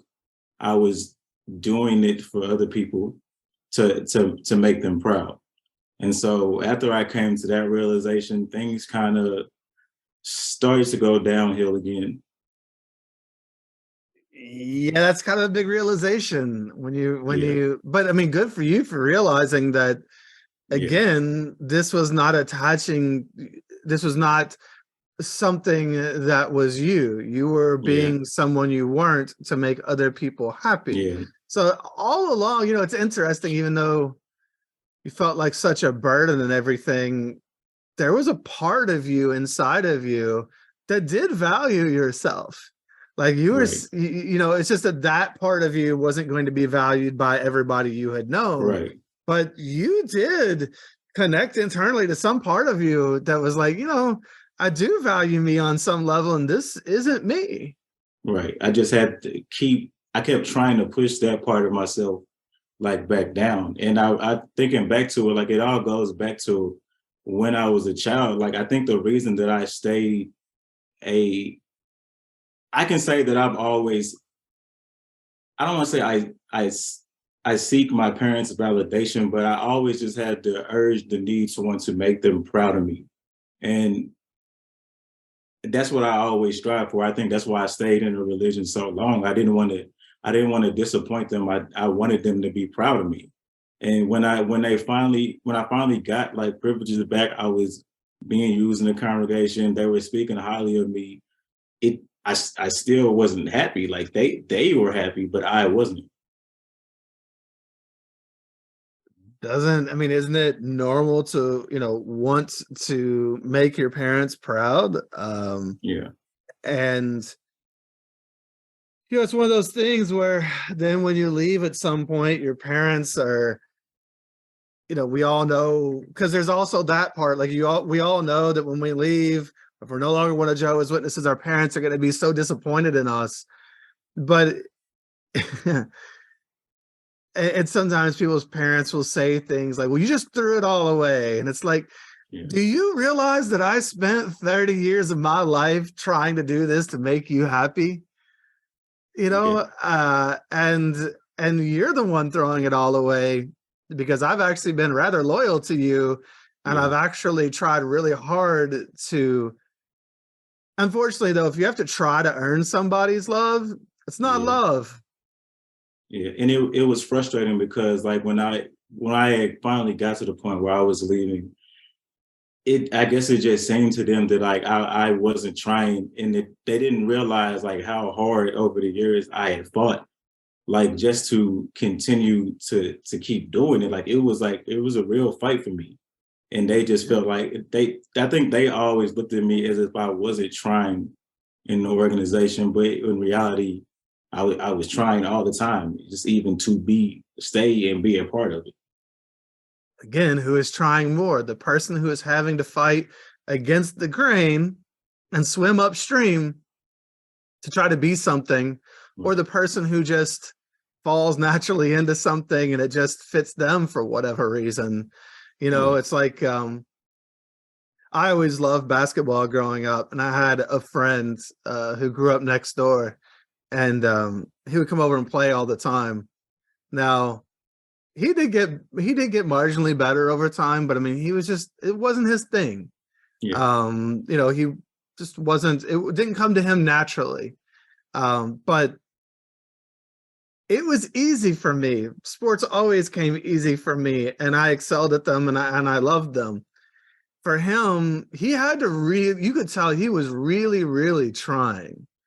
And maybe he never got he may never have, he wasn't going to win MVP, let's say, on the court. But, I don't know how my other friends felt, but I always respected the heck out of him, because he came with it. He came out there and he played with us all the time, knowing that sometimes people might even like make fun of him or poke at him or whatever. But he was trying, and he just wanted to play, and he wanted to have fun, and he probably wanted to fit in. It's what we were doing. Like, you can't, how do you doubt somebody's heart when they're the one who's having to put so much more into it? You know, it just came naturally to me. And one thing that I said to my parents a lot, especially towards the end, was I feel like you guys don't know me. No, I told them, like, you don't know me as a person. You know me by the standards of what I'm supposed to be in a religion, but you do not know me as a person, because if you did, you would know, like, that I'm a good-hearted person. And just because you see me like struggling or failing in this aspect, that I'm not, and that's something that, like, really it really frustrated me a lot, especially like towards the end. Yeah, that's echoed a lot with people that I work with. People just want, their parents to love them for who they are. That's all anybody wants. But our parents, unfortunately, can only love us and see us if we're Jehovah's Witnesses. Right. And that's their identity. And they need us to reflect that, apparently, in order to love us. Sadly, they can't love us even if we're for who we are. They can only love us if we're who they want us to be. And really, that also, again, discounts the kind-hearted person that you are. Like I said, I did meet you last weekend, and that all shines through. I mean, I had a fantastic time meeting you. And it's so unfortunate. Here I am, a stranger, coming from 4 hours away, and we were on vacation in your town, and to hang out, and I can see that in you, and see that immediately, and yet here our own parents are blind to it, and say hurtful things at times, because they're so blinded by this doctrine that they can only accept people that fit in their one little straight and narrow path, and everybody else be damned. That's not love. That's control. Exactly. Yeah. And it's a shame. It's a crying shame, because it doesn't have to be that way. I mean, it does, because that's who they are. But we have to accept it. But they could change that. Yeah. So what was then your path to this point we're talking about, of having these kind of conversations with your parents? How did things continue on? So I have to go back a little bit. Mm-hmm. So shortly after, like I told you, I had like that first epiphany or break or whatever. Not long after that, I secretly developed an addiction to opioids. And nobody knew. Nobody in my family knew. My friends didn't know. Only I knew. And I knew that it was wrong. I knew I needed to stop, but it was the only thing that made me feel even remotely good, because at that point I was just depressed all the time. I was really sad. I was very unhappy. Like I knew I was struggling. And even at one point, before I moved to where I am now, I had asked my parents, I asked my dad, like, could I come back home for a little bit? Because I knew I was struggling. And they told me, he told me no. He told me, like, you're and granted, they didn't know about the drug problem, but they told me, like, I'm an adult, I'm grown, I need to be out there on my own. They didn't know that the reason I wanted to come home is because I was struggling with the religion. I was struggling with a drug problem. I didn't tell them that. I just asked them, could I come home? And they told me, when they said I couldn't, I just kept on going about what I was doing. So eventually, the way it came about, when I got to my new hall and I was doing better, and they started giving me more privileges, I started to feel guilty, because they, at one point, would have me do opening prayer at before the meetings. And it was okay at first. And the more they asked me to do it, and I knew that I had an issue with drug, I started to feel guilt. So out of guilt, I told the brothers about my problem, and they first met with me. They were actually pretty lenient with me. They put me on private reproof, but then again, private reproof isn't private, because once I was on reproof, they took away my privileges. I stopped commenting, so people knew that there was something wrong. So that was kind of the beginning of the end for me. Before I even knew I was awake, I can think back to the first thing that like kind of triggered me, and it was an annual meeting. I don't know, I think it was like 2016, and it was when Tony Morris was going on about tight pants, and he was, but that wasn't even the thing. The thing that got to me is when he said that if a sister is looking at a brother and he is not even a ministerial servant, she has no business looking at that brother to date at all. And that bothered me because, one, I know a lot of people who were ministerial servants and elders, and they were terrible people. So for you to like base somebody's worth on a title like that, it never sat right with me. And that's one of the things that sat with me for many years, even before like I completely woke up. Like that just always bothered me. So, but either going back, like after they put me on reproof, I kind of just started coasting again. And I coasted for like 6 or 7 months after that. And I'm trying to remember what came next. Yeah, I can't remember what came next after that. Oh, it's all right. Can I regress for a second and just ask you, Sure. or just it's just really like, did your parents, so you reach out to your parents and you say, hey, I'm struggling, I just need to, now you don't tell them the details, but Yeah. you asked to come home for a little bit and they just say no? I mean, like, what's that about? Is that just is that like, do they feel like they were coddling Yeah. you or something? Honestly, I don't know. I don't know if it's because like a I don't want to say it's like a cultural thing with my dad. I don't. My parents were always just like once you're like, not to say my parents never helped us when we needed help, but my parents were also like, when you're grown, you have to figure this stuff out on your own. You're an adult now, which I mean, I understand that. Again, they didn't know the real reasons I wanted to come home, but like I feel like, going back to saying, I feel like if you knew actually knew me as a person, if you knew your own child, you would know when they're struggling with something, even if they don't tell you. So Yeah, and it's because not like you were calling them all the time, yeah, having them hold your hand through yeah, life. yeah, You asked one time to yeah, come back, it sounds, and they yeah, just said, nah, deal and with it on yeah, your own. and it's for the fact that I was the kind of person like me. Me and my family got along, but me and my family weren't close, I want to say. So for me, like when I moved out the first time, there was not a time when I ever wanted to come back.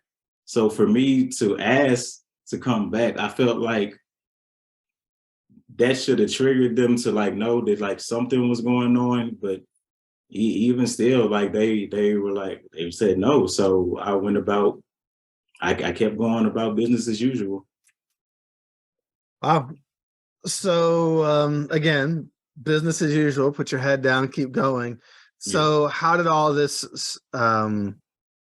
so you said like you were given prayers and things like that, and you didn't feel legit about it, so you went to the elders, you talked to them, you ended up being reproved. Hmm.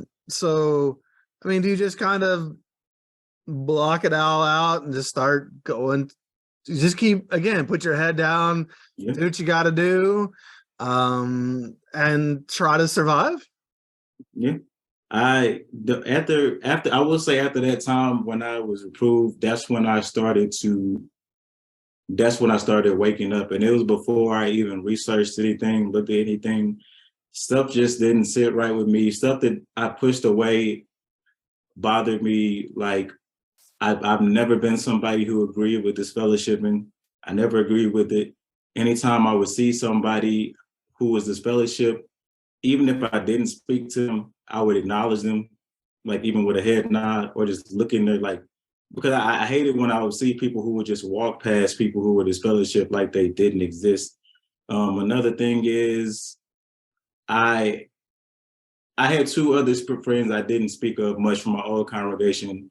One of them at some point came out as gay. He was gay, and when he didn't really look at him any differently because we were friends for so long. Like he was the same person to me.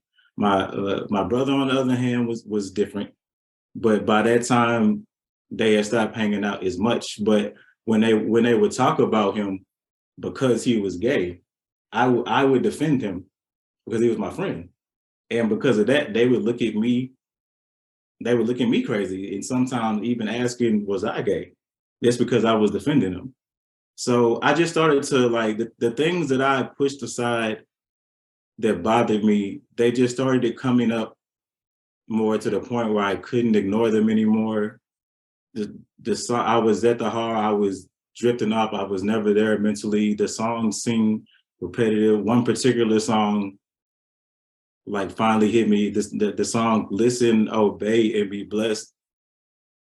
Like I was at the meeting one day and I just kept hearing that song, and like I was like the words kept sitting, like they just stayed in my mind, like "Listen, obey, and be blessed." Like it just kept repeating in my head, and it didn't feel right. Like so, like those are the things that like woke me up before like I even researched anything or studied anything. It was stuff like that. We were just grinning and smiling because that Yeah, song, man, it's I think it was one of the first songs that we sang out of the new songbook when it yeah, came out. And I just remember seeing the title of it, "Listen, Obey, and Be Blessed." And I was just like, wow, that's messed up. Like that's just yeah, like it just really put so firmly in my mind just seeing the title. Like, you're just telling me to follow. And you yeah, know, they started talking more and more about loyalty became the buzzword around that time too, and it was just yeah, like, wow. And then they said that what at some point the governing body might ask you to do something that seems yeah, imprudent from a human perspective, but you should just do it anyway. yeah, And it just all started seeming yeah, to me like things were shifting in a way that yeah. was kind of scary. Of course, I was waking up too. It was that, and it was I was at a convention the previous year, and they kept saying, be weary of independent thinking," and they kept saying that. I was like, why did they keep saying that? Why are you repeating that over and over again? Like it just seemed odd to me. So like that's the kind of stuff that started to wake me up before I even know I was waking up. Yeah, I can understand that. Um, so you're waking up. What is your path? What is your path out? I guess is it like the So waking up take you out? And yeah, yeah, I'll just ask about that first. Did the waking up take you out? it took me out eventually, and it wasn't even me. My leaving was honestly it was abrupt. Like I left during COVID. Hmm. It just got to a point where I was like, I told myself I couldn't do this anymore. Like it's hurting me. It got to the point where I I was I was ready to take my own life because I was so unhappy in a religion. I was miserable. So it was to the point where like I would rather not be here than have to. I knew I felt like I couldn't leave because I would lose my family, but I didn't want to stay in. So I felt like the better the option was to take my own life. And I just remember like one conversation I had with my mom, and I don't like telling this story because I know it probably paints her in a bad light. I just remember like that year I was doing bad at work because of my depression. I was doing really bad at work. I was to the point where I did not get a raise that year. And I remember telling my mom about having suicidal thoughts at the same time as I did about me not getting a raise. And the only thing she focused on was the fact that I didn't get a raise. And she like bypassed the suicide thing. And so after that, I just stopped talking about it.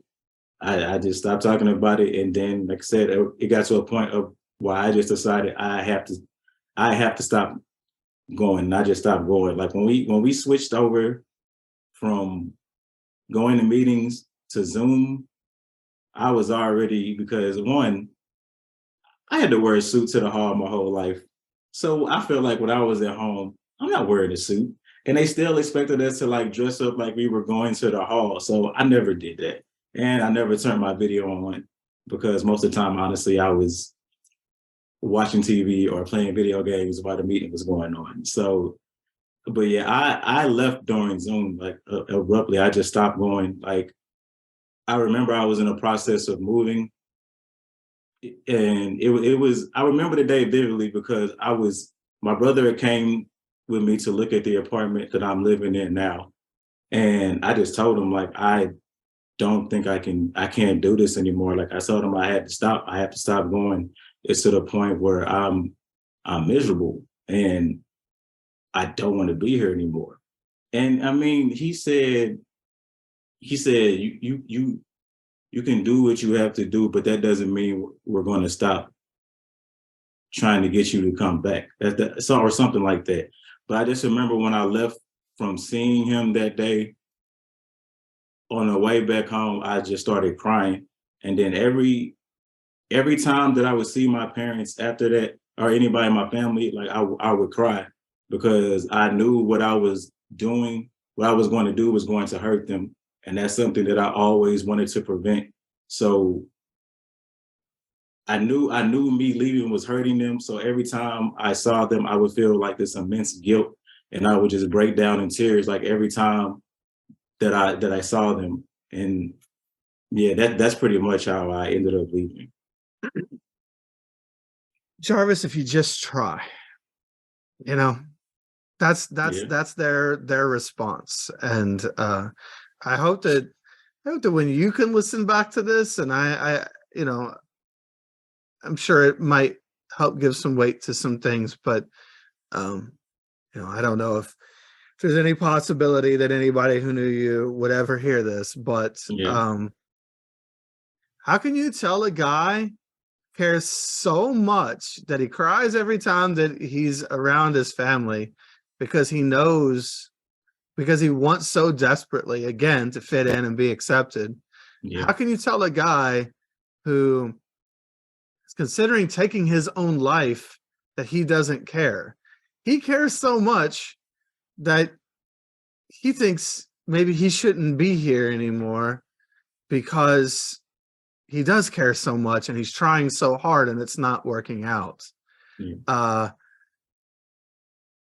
I don't know how in the world your parents or anybody else with a good conscience could hear what you just said and your story and ever say that you didn't try, because you clearly gave it literally everything you had to the point where you had nothing left to give but your life. Yeah. And still wasn't enough for them. And so, when it comes to your mom and her focusing on the raise issue and not the suicide issue, a lot of people just don't know. I'm not saying it, I'm not excusing it. It doesn't make it okay. Yeah. But it just goes to show a lack of emotional bandwidth, emotional intelligence, difficulty in accepting the feelings of somebody else. And it is a tough thing for a lot of people to try to talk about, because people just don't know what to say a lot of times. But they come on, again, here's your son, once again, a cry for help, and you're not listening. Yeah. And that's just, that's unfortunate. And so I don't think the moral of this story is how little Jarvis tried. Yeah. I don't think that's the moral of the story. Now, even talking about it now, I'm starting I'm starting to get emotional because that was honestly a very hard decision to make. Like I never thought I would make that decision. And yeah, just thinking back on it now, like it's making me like emotional because I honestly tried to like block that part of my life out, Sure. just in order to be able to heal from it. But even before I left, I guess there were signs. Like one thing is I stopped shaving, which is Oh another yeah, thing, that's always an early sign if you're a which is brother. a which sadly did not know I could grow a beard until 2020. Like did not know I could grow facial hair at all until 2020. But like at that point, it was before I left, and so I was still going around my family, and I noticed how differently they would act like towards me just because of like my facial hair. Like it's like such a small thing. Like that's literally the first thing that made me start questioning things because like this is literally not in the Bible, but you guys are making a big thing about it. Like that's one thing that always bothered me about the witness cult. There's a difference between the beliefs and the culture. And that is a cultural thing because there's nothing in the Bible that says that you can't grow a beard. And so them acting that way towards me just like it was waking me up more, and little did they know. Well, and you're seeing too how fragile that attachment is, that facial hair, which naturally Yeah. grows on your face, Yeah. that they believe God created, Right. is enough to distance themselves and to, Yeah. again, use the relationship against you. It's Yeah. you see how little it means. Again, Yeah. it's again, the moral here is not that Jarvis wasn't trying, Yeah. because you certainly were. I mean, my goodness, you can't accept somebody who has a Yeah. little facial hair. Grow up. Yeah. And this is the thing, like I told them, like, cause even before I left, like they noticed that something was different. They didn't know what, so they thought I was up to something. So they all, even like the friend I told you about, they all started to distance themselves away from me.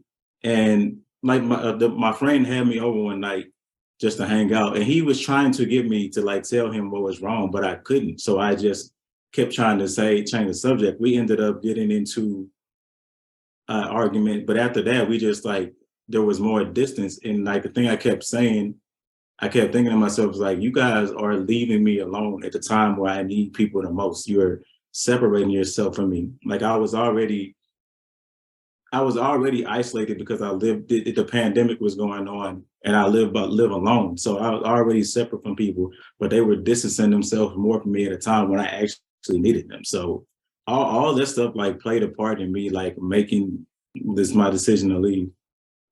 I've said it before. Jehovah's Witnesses absolutely shoot their wounded. Yeah. They don't Yeah. help them, and they distance themselves and they get rid of them. Yeah. And it's just a shame, because it didn't. Again, it's a reflection of the organization. It's a reflection of the God that they worship. It's a reflection of a lot of things, and Yeah. it's so sad that it has to go that way. But again, at the end of the day, it going that way is not a reflection on you. Yeah. It's the Yeah. reflection on them and who they are. I mean, Yeah. so what did that? And just also, I guess I want to say real quick, I know there are things that sometimes in these situations that we try to avoid, big emotional moments or whatever the case may be. But healing involves looking at those things and feeling those feelings and healing through them instead of avoiding them. So I'm glad that you brought that up. I mean, like, it was one of the hardest things I've ever had to do was to sit down and write a goodbye letter to my family, to write something out that was meaningful to me. And that would probably be the last time I ever speak to my mom, my dad, my brother, my sister. Like, yeah, I cried writing that. It was horrible. I hated doing that. I had, it was what I needed to do as I knew, I was disassociating. I knew I was saving myself in this moment. And that I was going to have to say goodbye because I knew what they were going to do. I knew what I was saying goodbye, not because I was leaving them. I was saying goodbye because I knew they would leave me. And this was the only chance that I had to say anything. Yeah, man, I shook. I wept. That was like one of the hardest things I've ever had to do, was to look at these people that I cared deeply about, that I loved, and to have to, and to know what they were going to do. But I only got this one chance to really express myself. And this is it. Once I say this, it's over. It's horrible. Yeah, they can't see how heavy it weighs on the person. The only thing they see is that person is leaving Jehovah, to leaving the organization, which is another thing but yeah. And then they say you're leaving them. Nope. Yeah. My number is the same. My address is the same. My Facebook is public. You can reach out anytime. We can go out for lunch. Let's go. The door is open. I'm not the one that closed my door. You closed yours. Yeah. Because there were a few months gap between the time that I stopped going to the hall and the time that I got this fellowship. And in that time, like, my dad would say that in conversation. Like, the first thing he said to me in the conversation, like after I left, was like, so you don't want Jehovah, so you want to leave Jehovah. And the thing that didn't make sense to me is, if you always say that my relationship with God is supposed to be personal, how can me leaving a religion sever my tie from God? It never made sense to me. And it's something that always like bothered me. So you see that the organization JW.org has inserted itself as the mediator kind of between you and God. There's this middleman that you have to go through. And if you don't go through that one middleman, then you can't believe in God, apparently. You can't, you've left Jehovah. And I always thought that was really unfair too. How can you tell me that I've left Jehovah? Because, I mean, yeah, now, but, you know, back at that time, no, that wasn't necessarily the case. I was just leaving this harmful organization that was hurting people. Yeah. You have no idea what my relationship with God was or wasn't at that time. Because little did they know, they pretty much sealed the deal. Because like you, when I left, I honestly didn't know if I would go back or not. I just knew at that moment I couldn't do it anymore. But when they disfellowshipped me, they pretty much I already struggled with my belief in God. And everything that happened up to that point only pushed me further away from that belief. Yeah. Sure. And then I actually researched that belief, and then was disappointed in what I personally found and the way that I personally felt about it all, because I would love to believe in a God and a life after death and things like that. But for me, I can't get there honestly for me. And so not me. Everybody else is on their own path, but and so what was then, I guess, your path toward, you said you were disfellowship, so how did things progress? So sometime in between when I got disfellowship, my brother, at this point I hadn't been going to the hall for like a month or two. So my brother, he asked me to come because we didn't live far from each other, and me and him and the other friend, we were all like close. We hung out together. So he asked me one day, it was a Sunday after his meeting, could I just meet with him? He wanted to talk to me. He wanted to know what was going on. And I just told him like the reasons I left and why I didn't want to go anymore. And they gave me the usual, look around, you can't tell that this system is coming to an end and all that. So he asked, would I at least just sit down with me and my friend and have a conversation? And I reluctantly agreed. So we went over there, we talked about the same thing. They talked to me about, of course, they told me to research, and I told me, and in my mind, like, you don't mean that, because when you say research, you only want me to research our material. You don't want me to look at anything outside of that. But it also came up, my friend had asked me, had I used drugs in between the time that I was reproved, and I told him, I was honest. I said, yeah, I had, even though it was only a couple instances. I told him, yeah. And what happened is he ended up telling one of the brothers on my committee, and they tried to reach out to me for a while. By this point, I had moved across town. I moved from the county to the city. And the thing that made me mad about that is this particular friend, I had seen him do a lot of things because he was an elder. I had seen him do a lot of things that he very well could have been removed or at least been in trouble for being an elder. And I never said anything. But he made it a point to tell the brothers on my committee about my drug use. So that's what triggered them trying to have a judicial meeting with me. And the way that happened, so I dodged one of the brothers in my committee for a few months, to the point where by this time it was like fall. It was maybe like October. He called me one night. I finally just broke down and talked to him. I told him what I was dealing with, where I was at. My understanding was that, okay, he realized, he got the fact that I was just trying to figure some things out, that I was trying to figure some things out for myself, and I thought that was it. About a month later, on a random Sunday, I get a phone call and they tell me that they decided to disfellowship me. Didn't have a meeting, didn't have anything. They just notified me, called me out the blue and told me they would disfellowship me, which was very traumatic, because after that, I hung up. I had a phone call. I called my mom, my dad, and I told them that I was being disfellowshipped. They took it hard. They took it really hard. And the crazy thing is, my mom asked me, she's like, because they know it's hard out here when you're by yourself. And the first thing she asked me is like, do you have any friends outside of the religion? And my first response was like, no, I don't have any friends, because we were told not to make friends outside of the religion. So why would I have friends?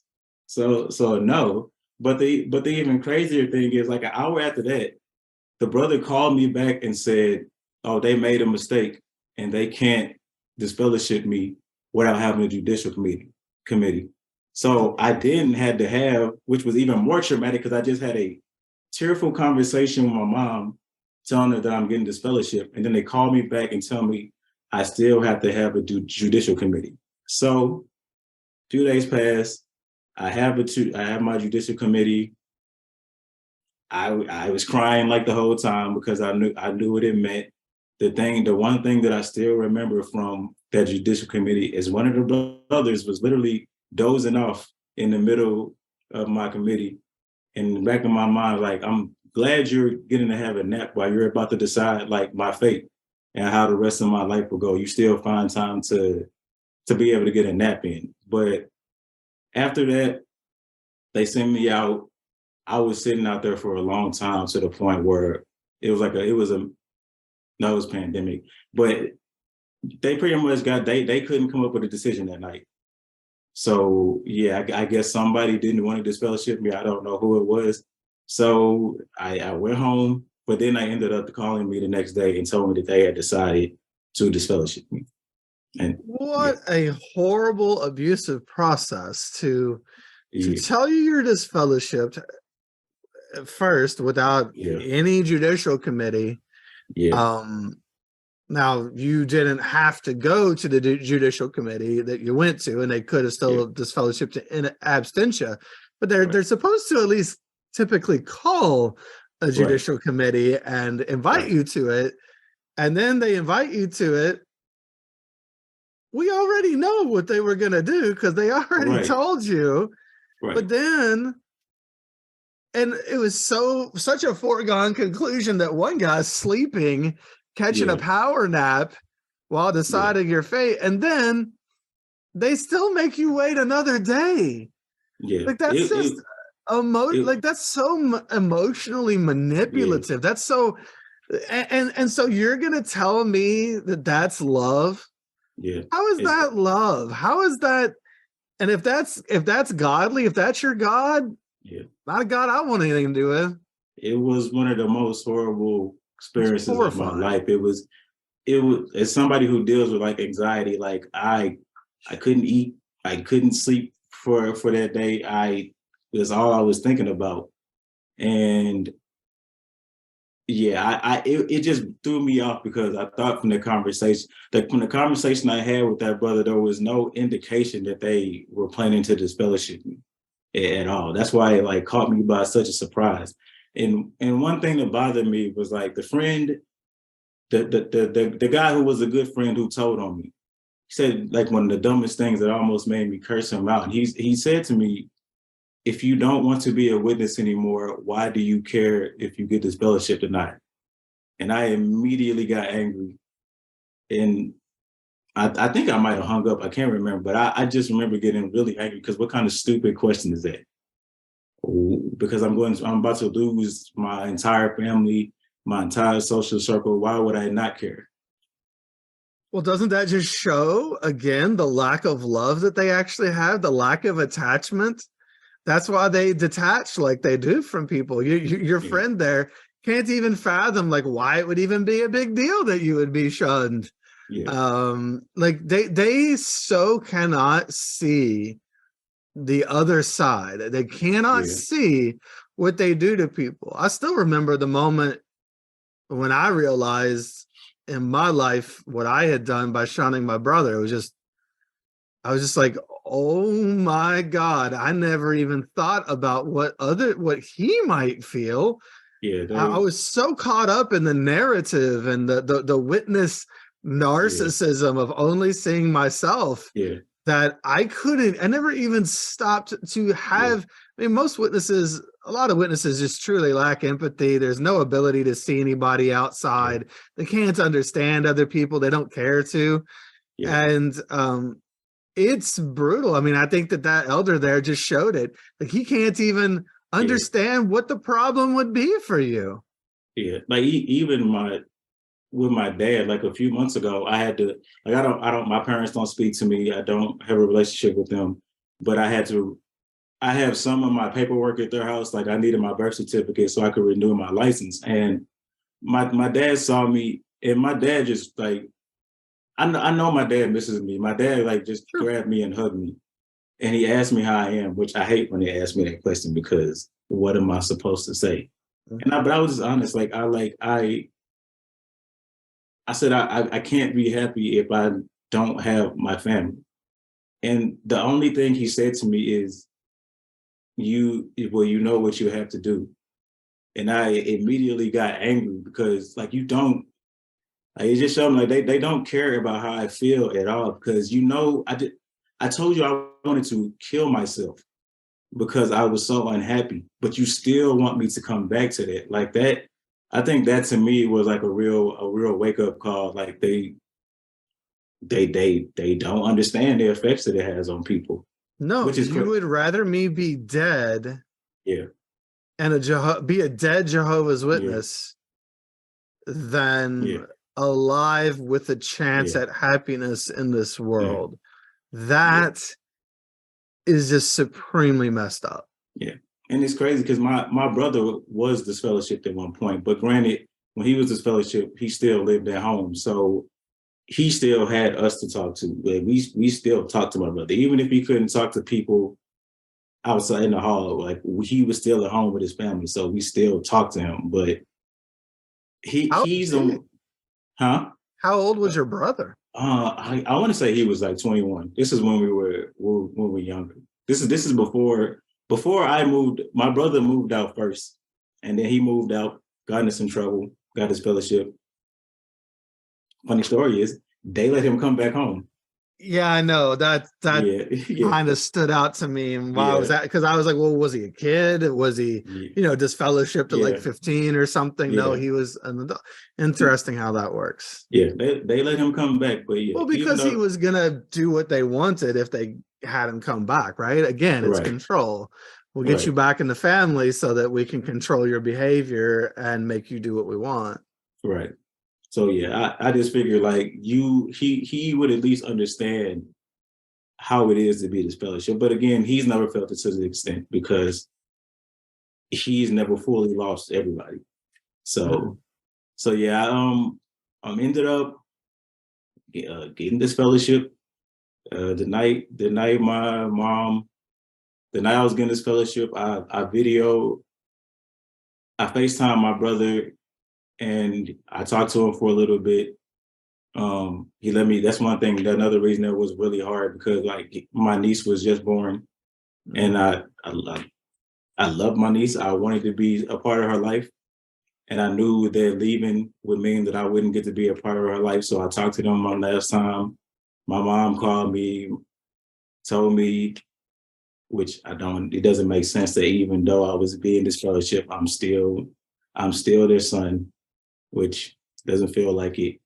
Oh, and one thing I forgot to mention, like the Sunday before I got this fellowship, we had one last dinner at my parents' house. And my dad cooked my favorite food, which is fufu. It's an African dish.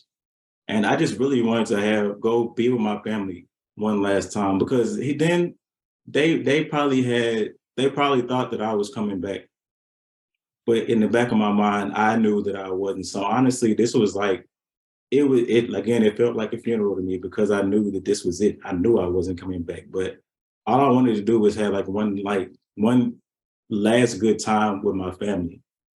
But all that ended up happening was them like ganging up on me, like just telling me how bad the world is, how bad it is out there. There's nothing out there for me. And what happened was I ended up in the bathroom crying, because it was already an emotional event. Like I couldn't even just have like that one last good thing with my family before I got this fellowship. So yeah, I got this fellowship. I don't have a relationship with my family anymore. At first they called. My dad would call like every couple of months, check on me.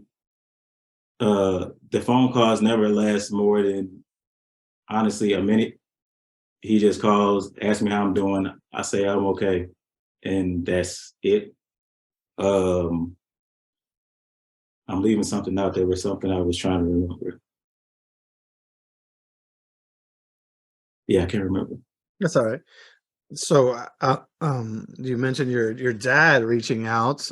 Anybody else reach out after you left? Yeah, my brother did for a while. My family reached out every now and then for a while, but during this time, I had stopped posting. My appearance was changing to what it is now, so I had stopped posting pictures of myself on social media. They didn't know what I looked like. Once they knew what I looked like, once they saw, I got to a point where I just stopped caring. I said, I'm going to let this stop controlling me. So they didn't know I had all these tattoos. They didn't know that I was growing locks. Once I started posting pictures of myself again, that's when I started hearing from them less. So I really, now I don't hear from them at all. One particularly emotional event that happened over the summer was I was having a certain issue on my apartment, where it was to the point I didn't want to stay here. So I don't call them. I called them as a last resort, because I couldn't think of anything else to do. And I asked them, could I just stay there for the weekend? And they offered to pay for a hotel for me, because they didn't want me to stay there. And I later asked my brother why, because my brother had ended up coming over to my apartment to help me with the issue. And I asked him why, and he said that they didn't know what I was into now. And like, you haven't talked to me in a year, of course you don't know what I'm into. Well, they never knew what you were into anyway. Right. Well, So they've never, yeah, right. So when my brother came, I knew we were going to get into a conversation about everything. And so we did. And I tried to explain to my brother my reasons. My brother is not the best person to talk to, like, about stuff like that, because he gets very argumentative. So do I, honestly. But so knowing that, I tried to speak to my brother as calmly as possible, but the whole time he just got angrier and angrier. And I would stop and I would ask him, like, are you listening to reply to me, or are you listening to understand? I kept saying that. And so it got to the point where, long story short, my brother ended up saying to me, well, if I don't plan on coming back, then I just need to move on with my life. And that to me was honestly one of the most painful things that somebody has said to me. And in that instant, I broke out in tears and I kicked him out of my apartment. I just told him to leave. Like that was the most painful thing that anyone has ever said to me. Like it, and I was just in tears. And like since then, I haven't really talked to him either. And yeah, that's it. Again, it's the lack of attachment. You're seeing how easily they let people go. They're like, well, let's just go on then. Just go on, live your life. And that's another reason I don't call. Like he told me, like he said, like when we just go, we try to go about business as usual. Like we don't, and we're okay. He's like, but when you call, that starts everything over, and that's why I already didn't reach out, because I'm just fellowship. I know how it goes. And so that's why even if I need help, I won't reach out to them, like, because like he said that to me. So why would I want to keep hurting you guys? So I don't reach out to them at all. Well, honestly, when someone you care about is in need and they reach out to you, it is an honor to be able to help that person that you love. And your family does not deserve that honor. They don't treat you like family. They don't deserve even the honor or privilege of being there to help if you need it, because they treat you terribly. And you know, I'd rather hire a service, find to help with something, or just find a stranger on the street who might be nicer to me and kinder to me and actually want to help from a willing spirit and not for ulterior motives to get me back into their group or to preach to me or whatever. It's just such a shame that you see how easily they let some of that go. If it's easily let go, that's a problem. Yeah, to me, it's like I don't exist to them. Like I didn't know I followed my cousin on TikTok, and a few weeks ago, she had posted a video. I guess they had all got together for the Super Bowl, and I saw a picture of my mom, and that's the first time that I've seen my mom's face in like almost 2.5 years, and it's on a photo. And it really just triggered me, because it's like they completely erased me out of their lives. Like, and it hurt. Like, to me, it's like I don't exist to them anymore. Yeah, it is. It is. It's really shocking. Sometimes I believe my parents would say things. So again, one of my brothers, a younger brother than me, was disfellowshipped, and he left before I ever had.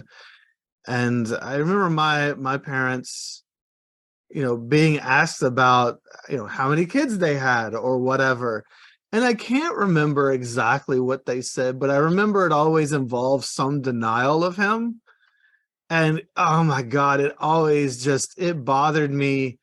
Like, they would weasel their way around it. I don't know if they'd say like, we only have 3 kids. Maybe they would, I can't remember, but it was just the way they would address it.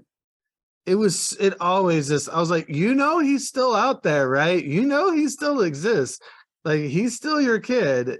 And I remember when my dad died, my mom, because I was shunned at that point, she called me and she said, is it okay with you if we use your name during the service? I guess as like, he's survived by so and so and so and so. And I was just like, well, yeah, I mean, like it or not, I'm still here and I'm still your kid. So, I'm still his son. So use it if you want. I mean, I can't make you do what you want. I wasn't invited anyway. So you do you. That's what all you've ever done is you. That's who you care about is you. Yeah. So go ahead and do you. And so it's really disappointing to see how easily and how they just erase us from their lives. Yeah. It just goes to show, because if you've ever talked to somebody who has kids, I know you don't have kids, I don't have kids. You ever talk to somebody who has kids, the thought of just acting like their kid doesn't exist is just, it's just, they can't fathom that. Yeah. And so it shows how strong, how messed up the indoctrination of Jehovah's Witnesses is, and how strong it is that it can even make people turn away from that. Was it no natural affection in the last days? That's Jehovah's Witnesses, man. Exactly. And my brother has 2 kids. He has 2 daughters. And I often want to ask him that question, like, could you look at your 2 daughters and say, like, if they messed up that you, or they left, you wouldn't talk to them anymore? But like you said, that's how strong the indoctrination goes. I remember, like, before I left, I kept telling my dad, and I don't think he could understand what I was saying. It's like, I do not need my dad, the elder, right now. I don't need my dad, Jehovah's Witness. I need my dad to talk to me, because when you talk to me, you're only talking to me through the religion or what you're supposed to say to me. I need my father right now. And I don't think he understood what I was trying to say. And that just showed me, like, how strong the indoctrination is. Yeah, that's tough. At the end of the day, they're Jehovah's Witnesses. That's who they are. It's hard to get your dad. I remember the last thing that my mom ever wrote to me was, and I think it was the last thing. Oh, I think it was. It was probably in response to my goodbye letter. And I think the last paragraph was something to the effect of, like, because I told her that she was always unabashedly herself and that I respected that. Unfortunately, as I came to learn things later, I realized that she was not herself. She's playing the Jehovah's Witness role and identity. But regardless, at that point, I did always respect the fact that she would be herself in a way that would even get her in trouble in the congregation, because she'd ask questions and stuff that made people uncomfortable. But, like, the last thing that she said to me was something like, I appreciated that you said that you respected the fact that I was unabashedly me. And so, then who I'm going to be. I hope I'm a real one, and goodbye. Because who she really is one of Jehovah's Witnesses. She's not my mom. She's Sister Shemwell. She's one of Jehovah's Witnesses. Yeah. That's who she is. That's what she values. That is where her loyalty, that is where her love, that is where all of her energy and emotion resides. She, like she said, she hopes she's a real one. She is. And she did exactly what I knew she would do. And she's shown me ever since. That is who my mom is. She's one of Jehovah's Witnesses. And unfortunately, that's who most of our parents are. And, fair enough. That's who they are. It's not who I wish they were, but it's not my decision. That's their journey. They have to decide who they're going to be in life. Yeah. And it's a shame, but, so has there been anything on your journey, maybe even since you left? I don't know. So how long have you been out now officially? Like, how long have you been disfellowship? Like 2 years, something like that? I've been disfellowship for like 2.5 years, 3 years. It'll be 3 years since I left in July. Yeah, I believe that's right. So has there been anything that has helped you in your own waking process since leaving? Yeah, after I left is when I actually started to really research the religion, and that helped me form my decision. Is I'm not going back. The things I learned after I left I can't go back because I'm somebody. Even if I wanted to go back just to like be with my family, I can't fake stuff. So I can't fake it long enough to fake myself through a reinstatement committee and even doing like the normal day-to-day stuff that they do. Like I can't do it. So Well, then you'd have a fake relationship at the end of it anyway. exactly. Like I tell myself, even if tomorrow they were to like stop shunning me and talk to me, like I don't think I could like do it because now I don't trust them. And because of that, I have issues trusting other people. Because so I don't think I could do it anyway. But I would say that really researching a religion outside of the publication is something that help give me a peace of mind and and help me be okay with the decision. Like I I tell people because like I have a couple of people who used to be witnesses I talk to, and I tell them like I miss my family, but I don't regret leaving the religion because what was the point of staying in something I don't believe? If it all happened to be true, I would be destroyed at Armageddon anyway because he would know I didn't believe. So what's the point of faking that? So yeah, Yeah, you're asking me to lie to come back. yeah, Something that they wouldn't be willing to do either. You know what I'm yeah, saying? It's right, interesting how much they will ask us to do things that they would never be willing to do for right, us.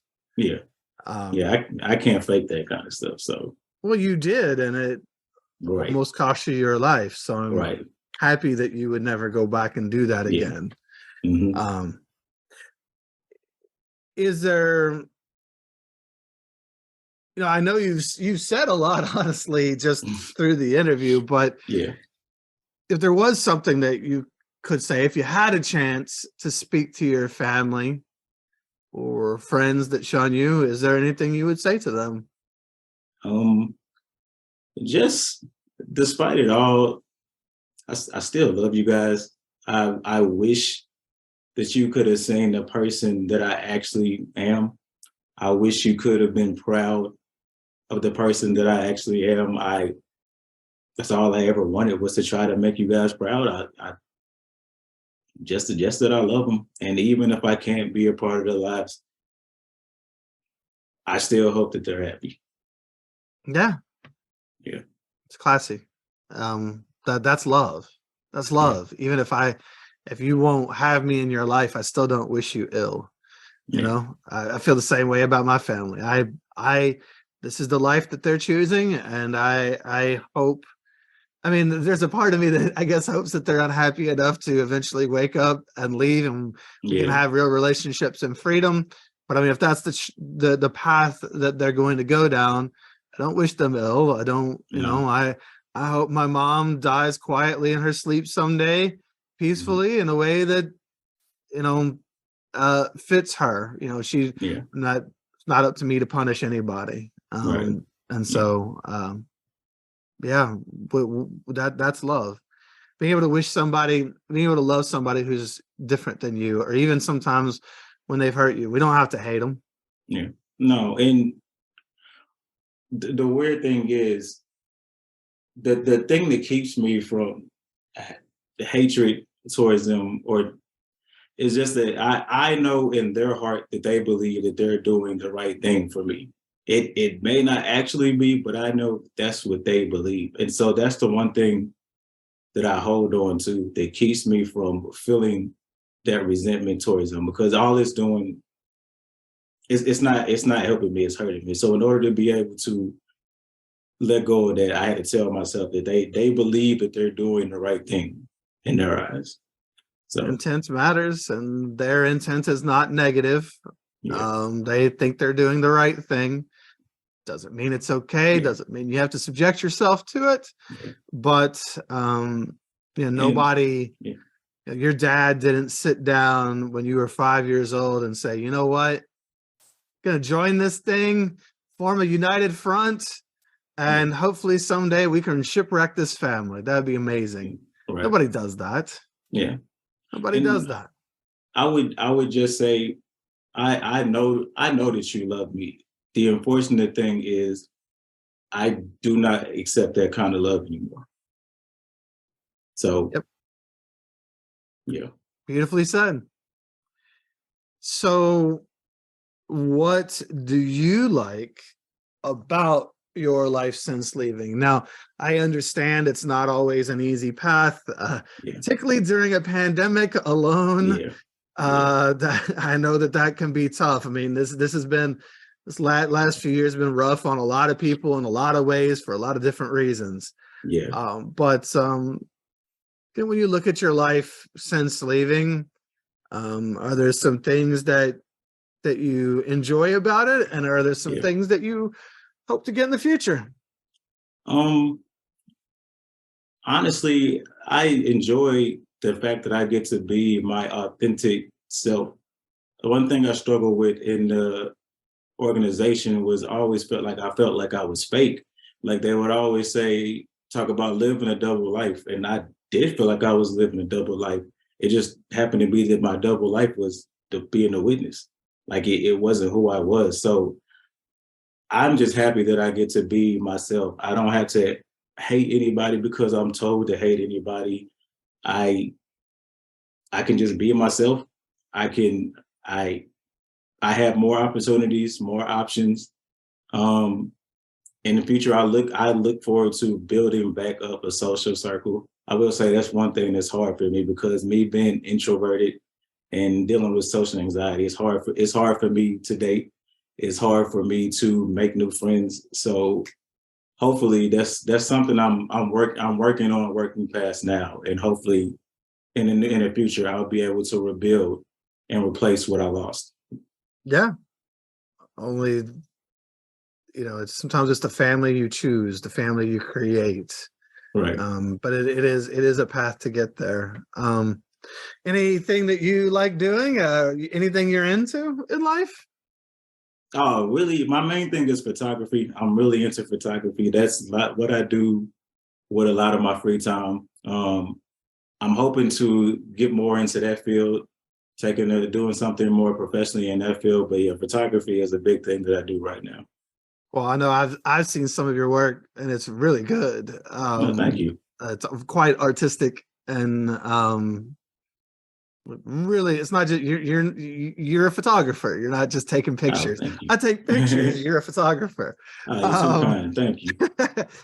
Do you have a like a place where you showcase your photos that maybe people might like to check out? Yeah, you can follow me on Instagram. It is Jarvis _the THA_artist. So Jarvis _THA_artist. Yes. Okay. Well, I'll link it up too in the show notes at shunnedpodcast.com on the episodes page. There's notes for every episode. And so I'll have that link there as well. So that, who knows, maybe there's somebody out there who also is a avid photographer who, might enjoy seeing it. You just never know what might happen. And your work deserves to be seen. It's pretty cool. So thank you. Happy to do that. I did forget to say, go ahead. One thing I wanted to say to my little sister in particular, and it's just that I'm not mad at you. I love you more than you'll ever know. You didn't do anything wrong, and I just want you to know that it's not your fault. It's not, and that I will have always and will always love you. And I think that's what we'll leave it on. Yeah. I appreciate you saying that. Thanks, Jarvis. Thank you.